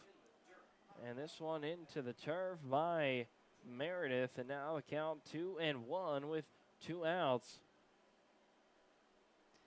Yeah, I mean, it's interesting. Tyler LaRue playing really far back on Garrett Fisher. I mean, he is the catcher, so you do debate if he has any speed. And that one, a hard hit ball in between LaRue and Benavidez. Looked at the wrong defensive chart that I have. But through LaRue and Benavidez, that'll be a single. And now coming in, it'll be Isaiah Gibbs out of William Woods University.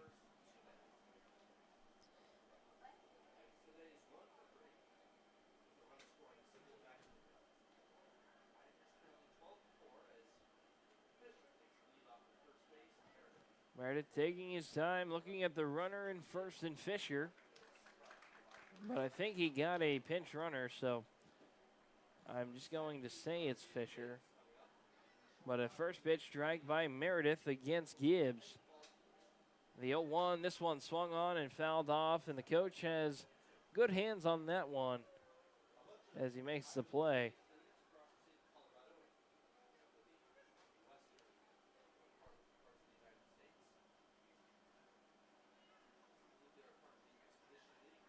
The 0-2 on the inside, and if they're going to say it hit the batter, I was going to say maybe just a little stick out there.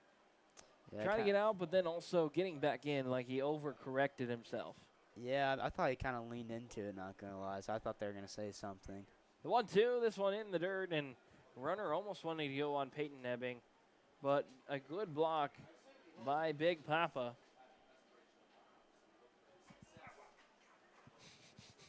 Stubbing his toe is Ken Winholtz. Having a good night tonight. Apparently it was his knee. Foul that one straight back, and not having to move the camera is Ace, so I guess it is a good night so far.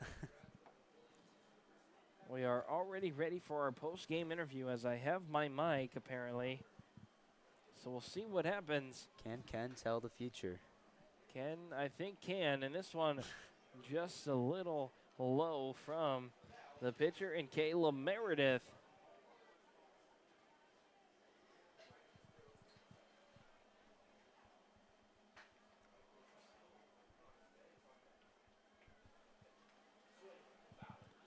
And this one fouled off for Meredith, and the count still staying at 3-2 between Meredith and Isaiah Gibbs. Beautiful night here at the ballpark. This one, a ground ball to Cash Benavidez across the diamond on a 2-hopper, and that'll be an out, and finishing the inning. As we get set here, let's do a 7th inning stretch time.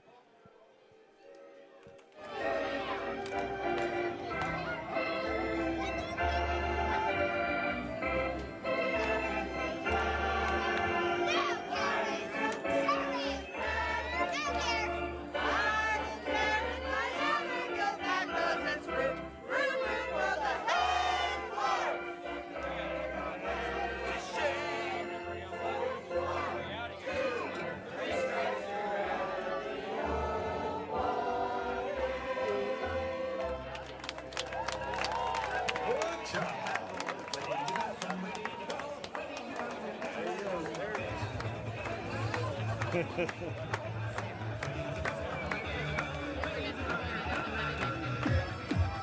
we better give away some cash. What's your value?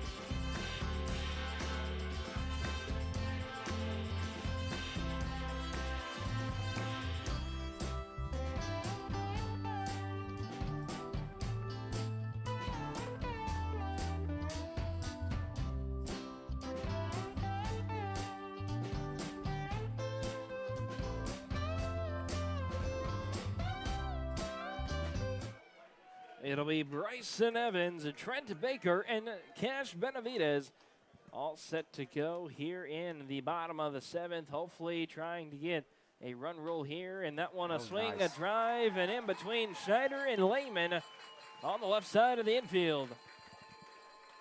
First pitch attacking by Bryson Evans. Want to get this inning started right away. That's the 13th hit on the ball game. But now it's Hotel California and Trent Baker.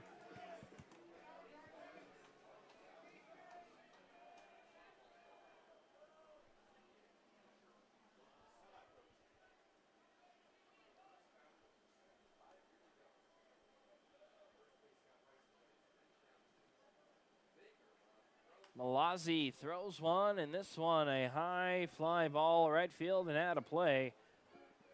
And they're playing extreme shift on Trent Baker. Which, if that would have fallen in a fair territory, Bryson Evans probably would have scored. Baker could have gotten to second, if not third, depending on what happened, or the distance. Speculation. But the 0-1 now on the inside and just a little bit low from Malazzi. Yeah, I mean, interesting approach. I mean, he has hit the ball to the left side twice, but I mean, his other at bat, he popped out to first baseman. This one a drive and it fell. And making a good grab is a relief pitcher from the bullpen of the Pioneers. But we have no coverage of that.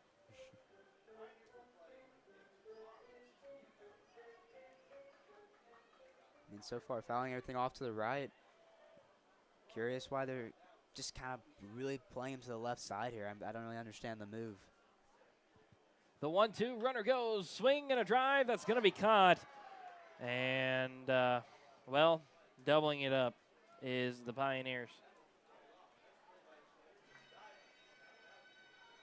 Yeah, it's one of those tough plays. Hit the ball well, but great play by third baseman right there, Cam Schneider. I mean, great diving play, and Bryson Evans not even making an attempt to get back first, as there is no chance. I mean, there was no chance, really. So now coming in, it's Cash Benavides, and Cash, single double hit by pitch and a fly out. 2 runs scored for him tonight.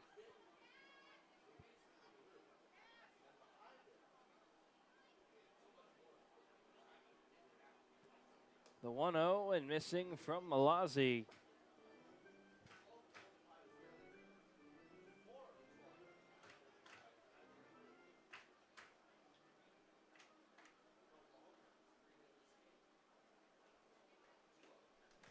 Swing and a miss on the, just because he's sidearm and kind of different. I don't know if that was a changeup or not. No, it was a changeup. Changeups just come out so weird as sidearm pitchers like that. The 2-1 and that one on the outside and through the river, and getting out of the crouch was Fisher to try and catch that one.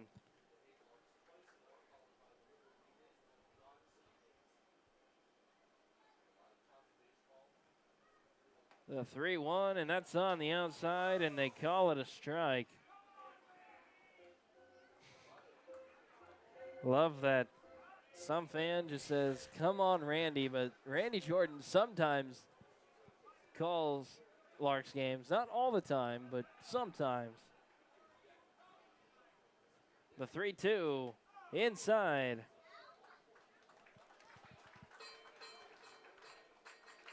Cash getting on for his 4th time tonight. 2nd walk. I mean, I hit by a pitch earlier, and this being his four balls inside bat, and then had 2 knocks with a single and double earlier in this game. So now coming in, it'll be Damian Ruiz.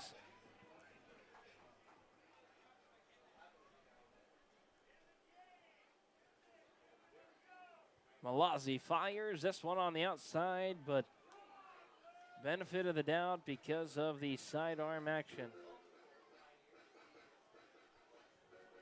You don't really see many sidearm pitchers anymore. I mean, a lot of teams. A swing, a drive into left field. Going to his left is the left fielder in Wegner. That's going to be a stand-up double. And holding up Cash Benavidez is going to be Andy Luton at third. But a big hit there, as now coming in is Tyler LaRue. And lucky number 13 on the year for doubles for Damian Ruiz, as that brings the winning run to second base. And the 8th Street Liquor batter tonight, Tyler LaRue, up to bat. Now, I don't know how that's going to happen. If Tyler gets a hit, 2 RBIs, I mean, that is going to be one game. I mean, he's already got, let's see, 5 RBIs, or 4 RBIs on the night. Malazzi fires this one way foul, and would have had maybe the distance if he waited a little bit longer on it, but the 0-1, some fans standing here at Larks Park. You know what? I'll join with them. Why not? I wish I could. As you have to do scoreboard. The 0-1, this on the outside, but call it a strike. Put a question mark on that one. Yeah, we're seeing the outside of the zone kind of expand later in the game.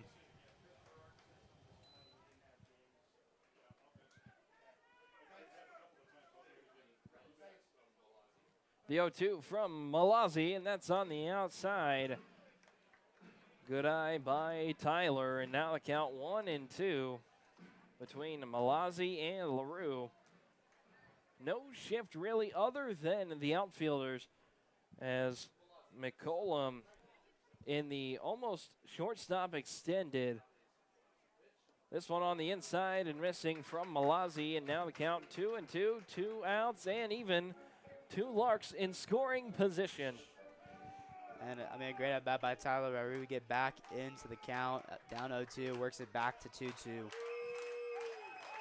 As Larks fans getting into it. The 2-2 on the outside. Malazzi flies open on that throw, and the Larks fans really wanting a win here, but also they can get it done with John Sicoli on deck. Malazzi coming set. The 3-2, 2 outs. LaRue at the plate. A swing, and this one fouled off. Almost an ugly finder. It almost seems like he's swinging for the fences. I mean, his approach is just pulling everything to the left side. I mean, he's opening up a lot with his swing. We do the 3-2 all over again. Malazzi getting the pitch from Fisher. LaRue on that back foot. Kicks and fires. This one a ground ball to the third baseman in Schneider across the diamond. And at chest height. And that will be it. The Larks still leading by 12-4 here at the Larks Park.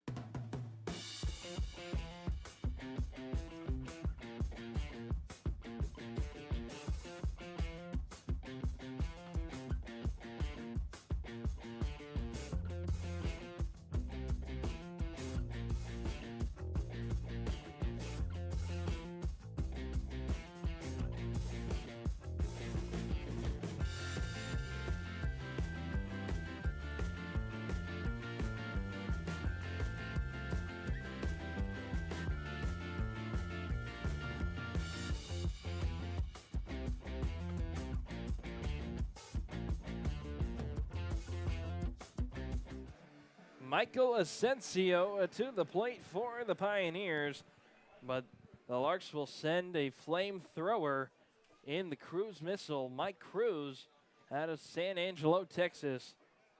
That one a fastball. And, well, Dane,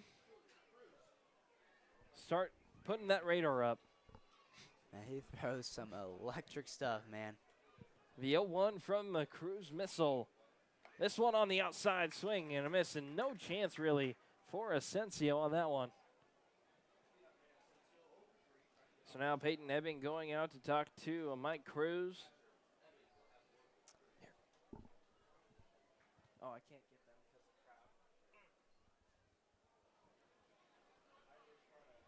Would love to see what the speed of Mike Cruz is from the boys down on the concourse.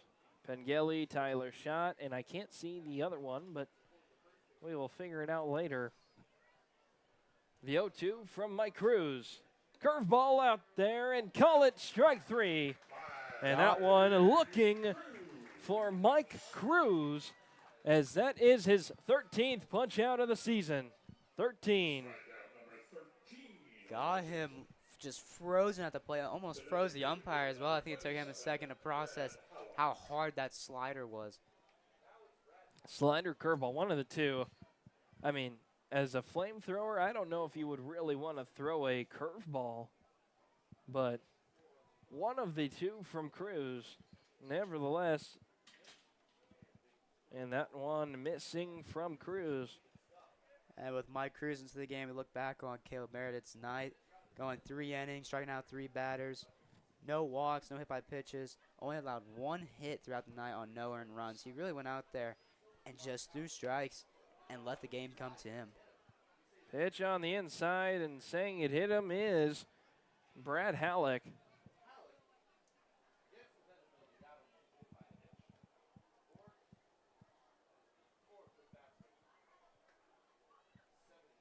Yeah, and if you get hit by Mike Cruz, I mean, that might hurt for a day or two. You might have a bruise. Already on as soon as you pull up the shirt. If it hits you on the sleeve, but like a bullet wound almost. A big bullet wound at that. Halleck at first, and coming in now will be Cam Schneider. The middle of the order coming up for the Pioneers. The Larks coming in just a little bit defensively, trying to get a double play. They've already turned 21 on the season. They haven't had one at the beginning of the year right away, is I guess the mystery mile-per-hour radar guy is Jet Lotus, the other flamethrower. Yeah. The 1-1 by Cruz, and that one on the inside, and jumping is Schneider.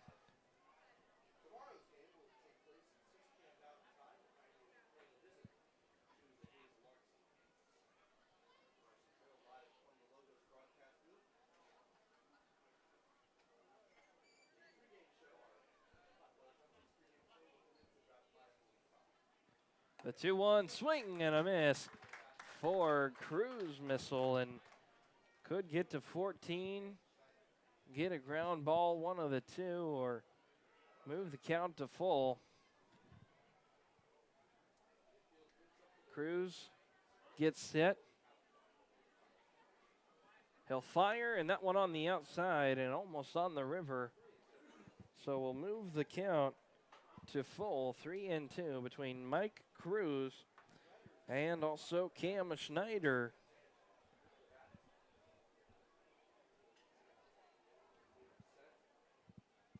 The 3-2, this one fouled off by Schneider, and we'll do the 3-2 all over again. But the runner at first, and Brad Halleck going, and I mean, that's just baseball. The 3-2, you know you got to steal.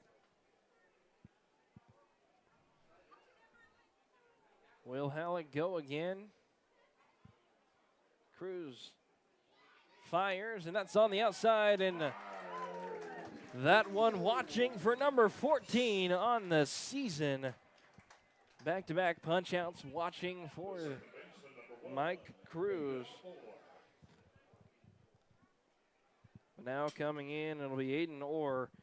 He is 1 of 3 tonight, a single and an RBI, ground out, strikeout, swinging.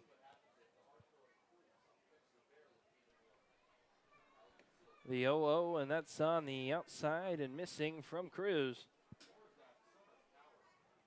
Speaking of the Pioneers, did my research. 2 players for the Pioneers have had multi-home run games, but no one has hit more than 2 home runs this season. That on the inside and missing. And Small ball type of team, it sounds like. yeah, it is.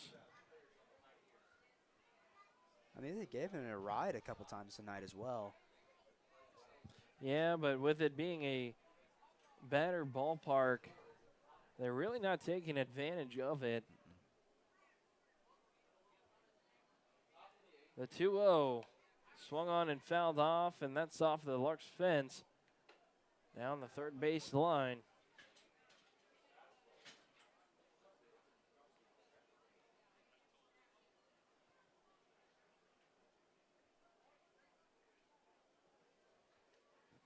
Mike Cruz coming set. The 2-1 fires it up high and shoulder height to Aiden Orr. So the count 3-1. Brad Halleck waiting the decision at the plate for Orr.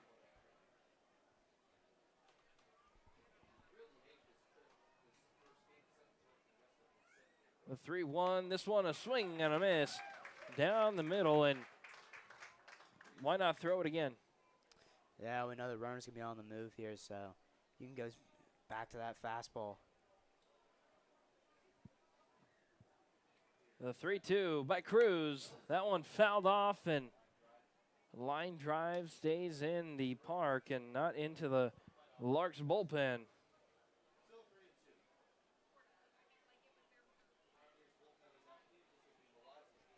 You got to think, I mean, for a team like the Pioneers, you probably don't see this kind of speed every day. The 3-2 on the inside, check swing, but looking at it is Orr. Make that 15 punch outs and 3 looking for the inning. The Larks coming up here in the bottom of the 8th, leading 12-4.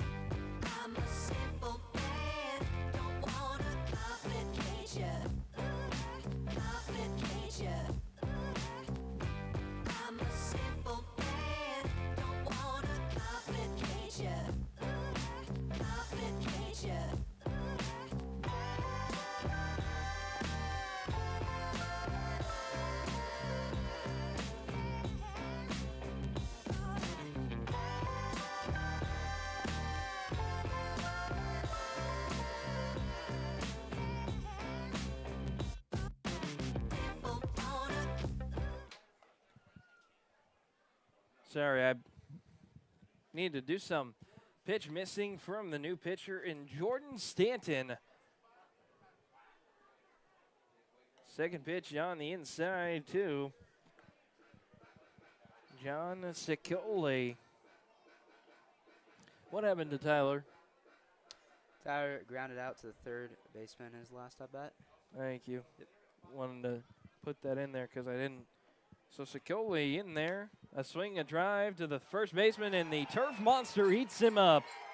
Going to second and pulling back, as that probably would have been disastrous for Sicoli, but getting a hit nevertheless. Yeah, take what you can get right there, but Sicoli tonight with a walk, a double. He came around and scored twice, getting on base again, trying to cause some chaos on the base path.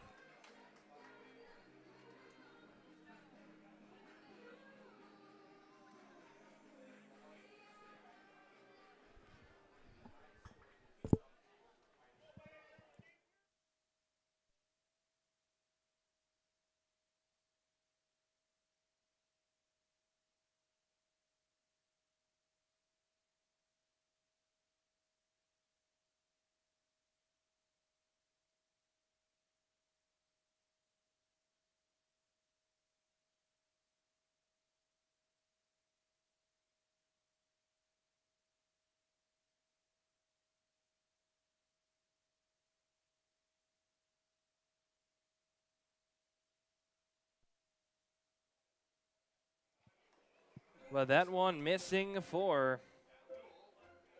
Sorry, lots going on here. Thank you.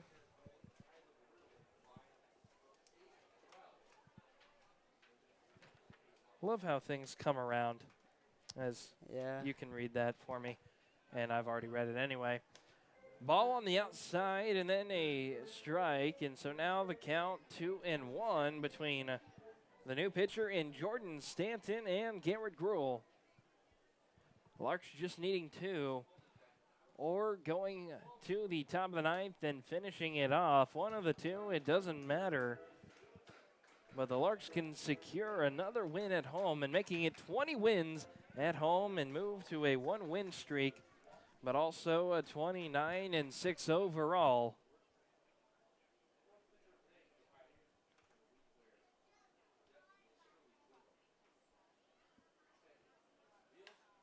A swing, and this one fouled off. Hey, I'm really impressed with Garrett Gruhl. As he came back from injury, I always mentioned how he was trying to get some quality at bats, get some better swings. It feels like he's finally gotten past that phase, and he's just making great contact with the ball, even when it's gone foul like that. Or even a pop fly, ground out, one of the two. You know it's a good hit because you hear the crack of the bat. This one out of fair territory and out of play. So we stay 2-2, no outs, and the power bat of Garrett Gruhl going to Corpus Christi, or Texas A&M Corpus Christi, I should say, for the Islanders, bouncing up to the D1 ranks.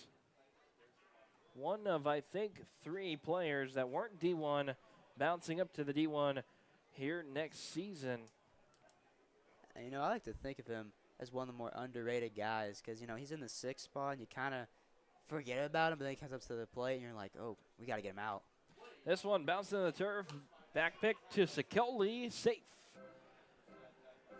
As Sicoli had to get back, and Asensio applied the hard tag and tried to get the out, but Sicoli just in time as he was running to second, but then had to switch his mind to go back to first. So now the count 3-2 between Stanton and Gruhl. A ground ball, and this one foul. Andy Luton showing the athleticism there.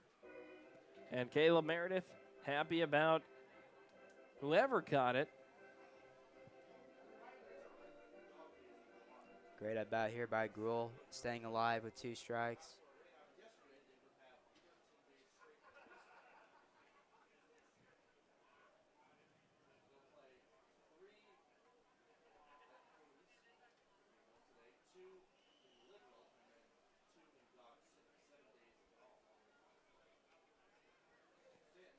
The 3-2 by Stanton. This one a drive into center field. Sicoli, and it'll go on the ground. Sicoli around third. Andy Luton's going to send him. It's going to be a stand-up double for Garrett Gruel. And Mafia member number 2. Sicoli kind of started jogging after around third, and then turns around and realizes the cutoff man's got it, so he halfway home just picks up the speed and slides in safe. The Larks catcher number 5. So that'll be a double and an RBI for Garrett Gruel. And now coming in, it's Big Papa. He is one RBI away from collecting a Larks win, 20th at home and 28th on the season.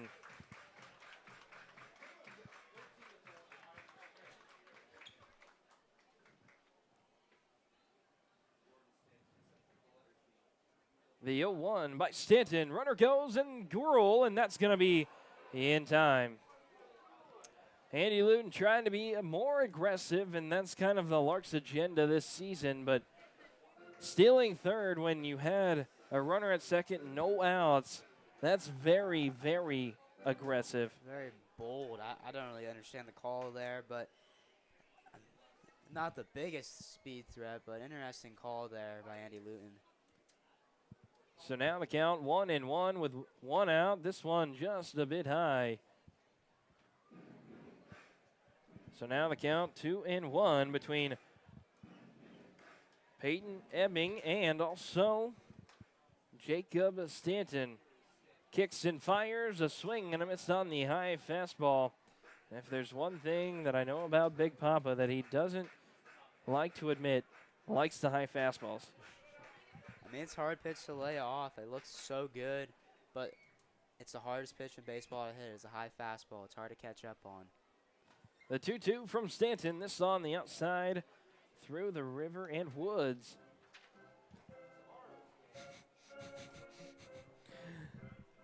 Don't worry about it. The 3-2 from Stanton to Peyton Ebbing. Stanton taking his time. Kicks and fires. This is high, and Peyton Ebbing collecting his third walk like his Lucky Charms.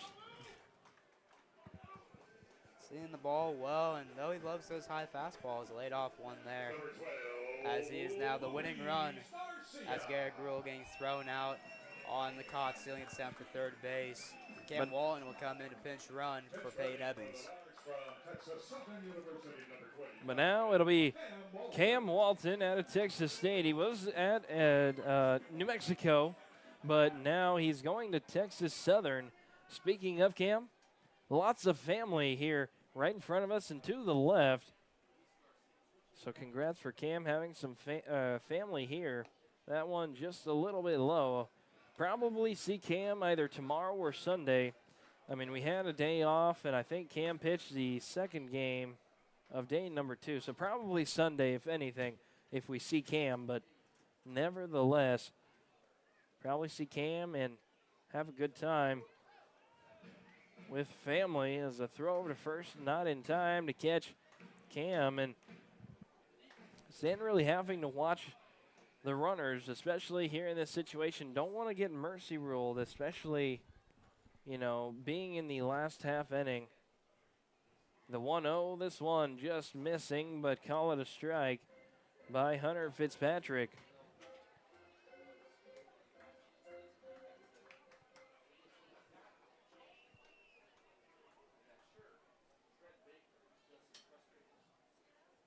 The 1-1 by Stanton. Runner goes, a pitch up high, a throw to second in time.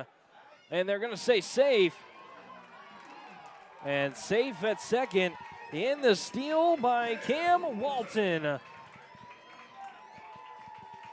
Now, I don't have the stats on steals, but Cam's probably got 4 to 5 and very testy on the bases, if you will, for Cam.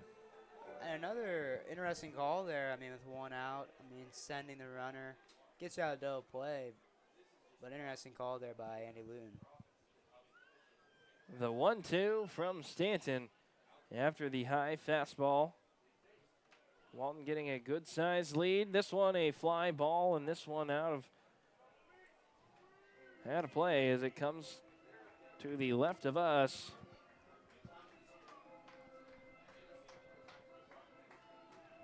It's kind of getting to the midnight black here in Hayes. It's only 9:33 is, I think, what I saw off your phone. The 2-2. Swing and a miss for Luis Garcia. Goes down swinging at the pitch inside. Couldn't really do much with it.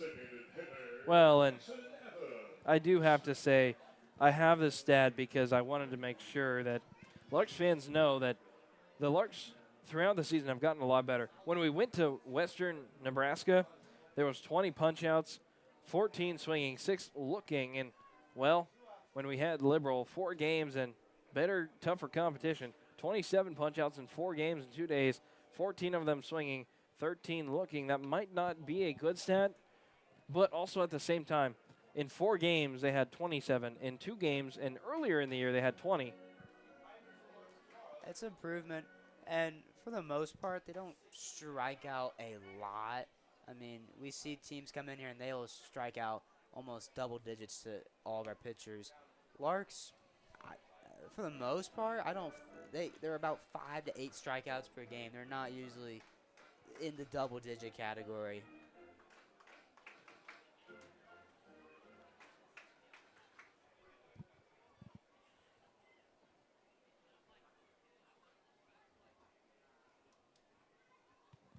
Stanton with the 1-1 as he looks at Cam Walton at second.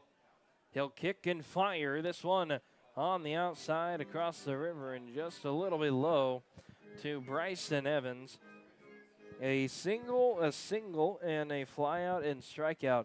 All the Larks need is another good luck swing from also Bryson to try and close it out here in this half inning. Offensively, this one blocked by Fisher. Cam Walton having to stay back at second. I mean, you shoot the ball to right field right now. I think it gives Cam Walton an easier job at scoring. Yeah, and especially with the outfielders in McCollum and even Gibbs a little bit. Well, Gibbs kind of playing even, but McCollum to his left, shading to the batter's side. The 3-1 up high, and that'll be a walk. And we'll take it as Bryson Evans gets on. So 2 runners on, and it'll be Trent Baker who, is 0 for 5. Yeah, this is the sixth time going through the order now, bringing Trent Baker up to bat. Yeah, you don't have more lines to go if we had to. Had no more paper. He might as well just start with last names next time. Yeah, I do my stats a little different than everyone else up here, but helps me look back on players a lot better.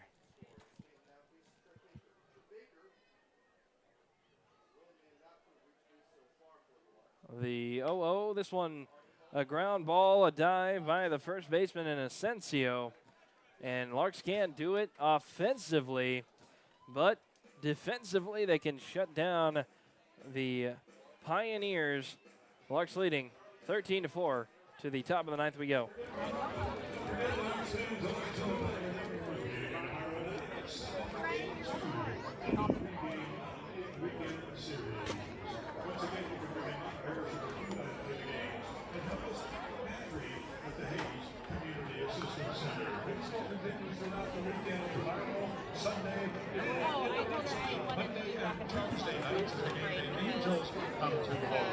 And then the Larks finish up the regular season next Friday, Saturday, and Sunday with games against North Carolina.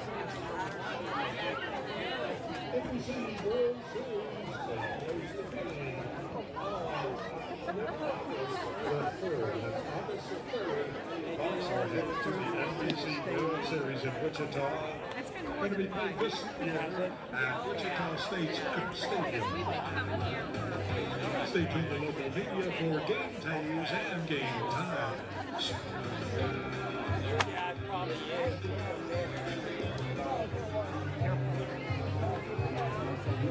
Our great thanks to tonight's game sponsors.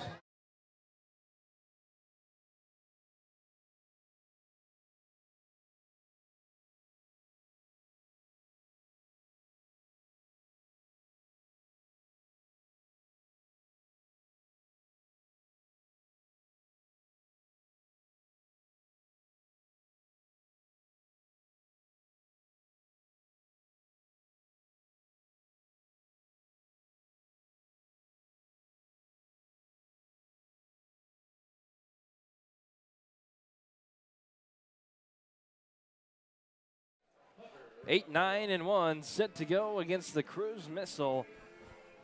Mike Cruz, and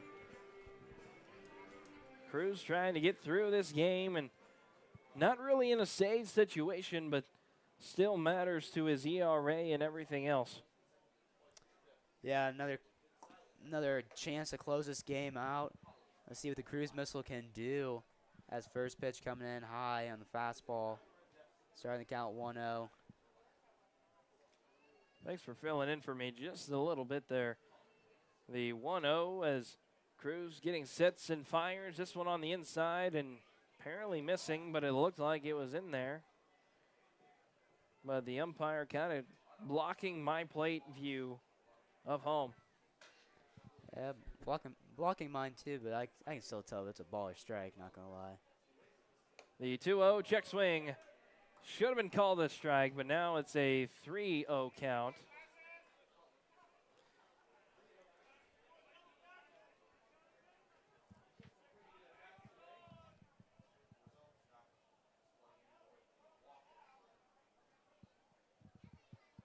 So the 3-0 by Cruz.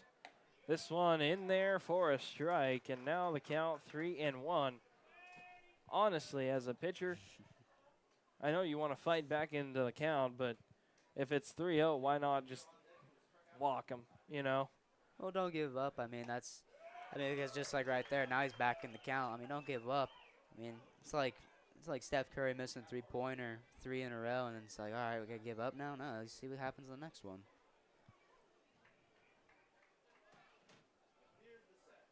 Mike Cruz, the 3-2, swing and a miss on the fastball. And that's why you don't give up right there. Bouncing back after going 3-0 to strike him out. So that is 16 on the season. 3 back-to-back-to-back punch-outs for the Cruz Missile. And now coming in, it'll be Jake Wegner.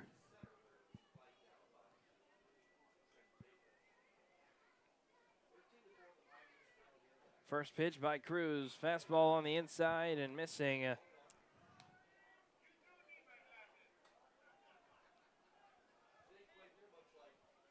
Jake Wegner not having the most productive night tonight, striking out twice and flying out to center field. The 1-0 swing and a miss on the fastball on the outside. Taking a good look at Cruz is Wegner. Walking around the umpire and catcher and Peyton Ebbing. Need to regroup here. A big regroup at that. The 1-1 and 1 out for Cruz coming here. He'll kick, fire, and deliver. That one just a little bit low to Ebbing. And Wegner.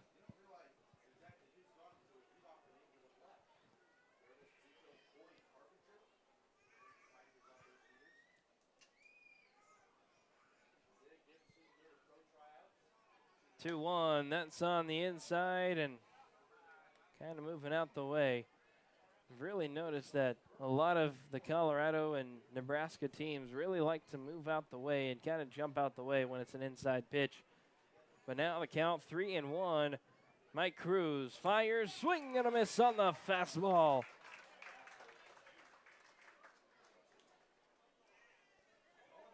He was down 3-1 in this at-bat, now 3-2. Goes to the rosin bag, try to get himself a better grip on the ball and see if he can blow one by him.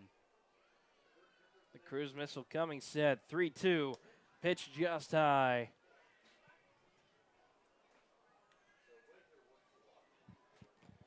So that'll be a walk for Wegner. But now the top of the order as a combined 3 of 7. 3 of 7 between James Lehman and Garrett Fisher. All could possibly come to the home plate. First pitch by Cruz on the inside and call it a strike. Not liking the call is the batter in Lehman, but Cruz has been calm about the strike zone so far.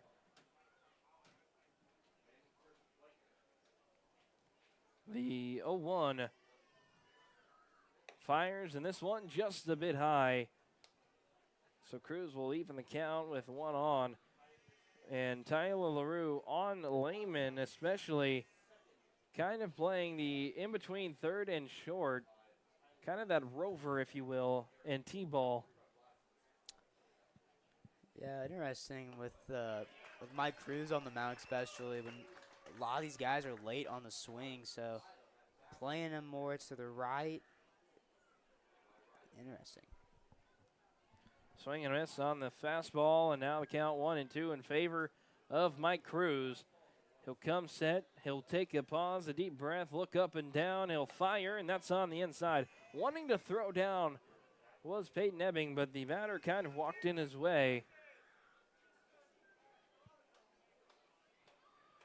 Try and make more of an attempt at it and maybe get a batter's interference. And that's such a tough throw to make right there, especially with the lefty batter. Try to throw back to first on that. It's like trying to throw back to third with a batter on third, and a swing and a miss for Mike Cruz, as that is number 17 on the year.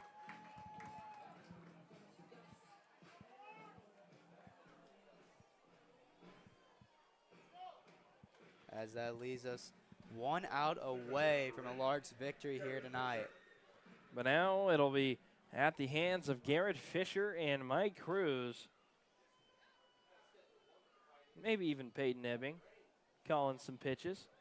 And he's done a great job this year with framing. I gotta be honest, I've been really impressed by the catching core between Ebbings and Evans throughout the season, the way they frame, the way they set up, block at the plate, and even in the batter's box. I mean, they just do everything really well and smooth.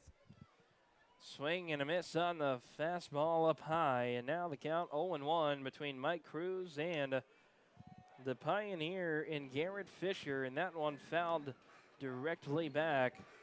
And now the count 0-2, 2 outs.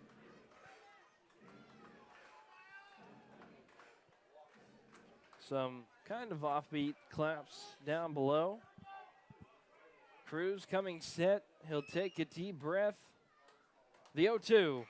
Swing and foul off by Fisher.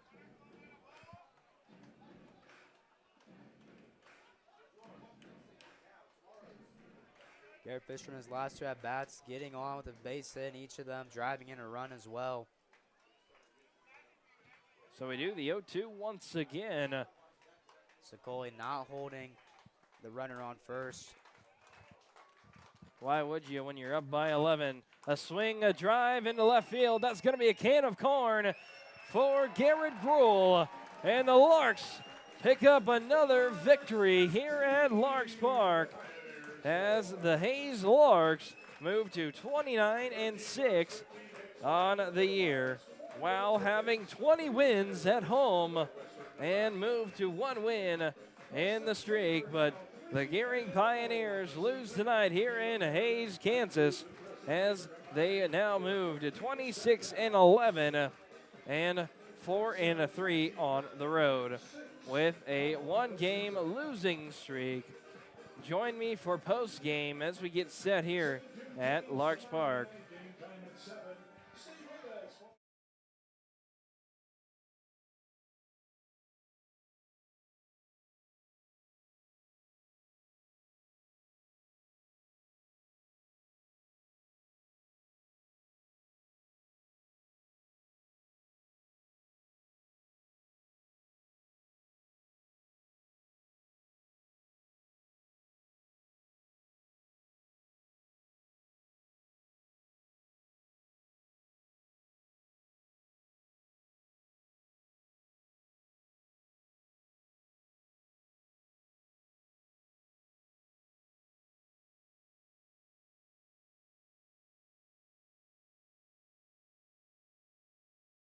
sponsored by Minnesota Military, 44 Dime Street in Hayden Jones.